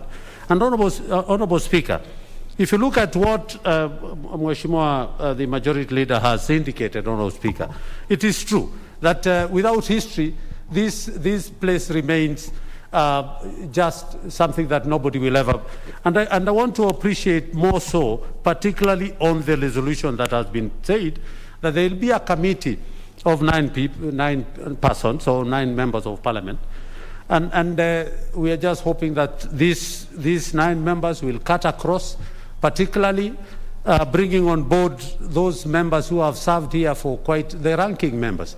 Honorable Jimmy Angwenye, for example, Honorable Speaker, would be a very good source of some of the issues that would be, and I'm not advocating for Honorable Jimmy Angwenye, but having been in this Parliament for more than 5 terms, then I think it is important for us to consider, as they are the people who will be mandated to pick the 9 members, is that we need also the ranking members to be able to give. And it is also more important, Honorable Speaker, is that this Parliament has transformed from what we used to know and now the current, including the digital gadgets that we are using, both here in the chambers and also at the committee level.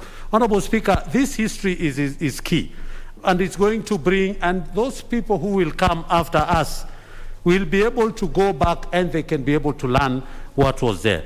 And Honorable Speaker, looking at what has been suggested, that the clerk should expedite this. Honorable Speaker, I think it is very, very important that before this Parliament comes to its end, Honorable Speaker, that the clerk will be able to have done this kind of issues. Honorable Speaker, if you look at the Constitution when we changed our Constitution in 2010, it brought a lot of issues again back to Parliament, which again, those people who will be coming after us, and even our children who will never be members of Parliament, or any other Kenyan who would want to see the performance, for example.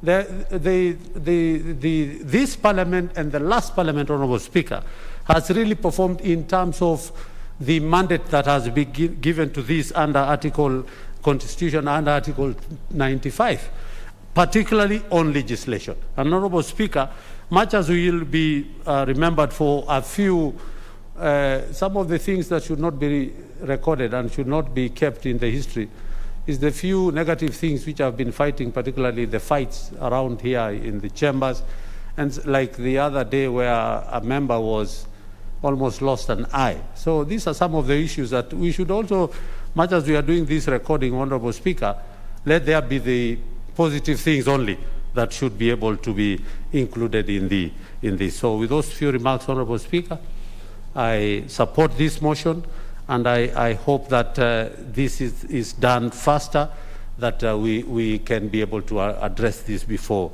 the end of this Parliament, the 12th Parliament.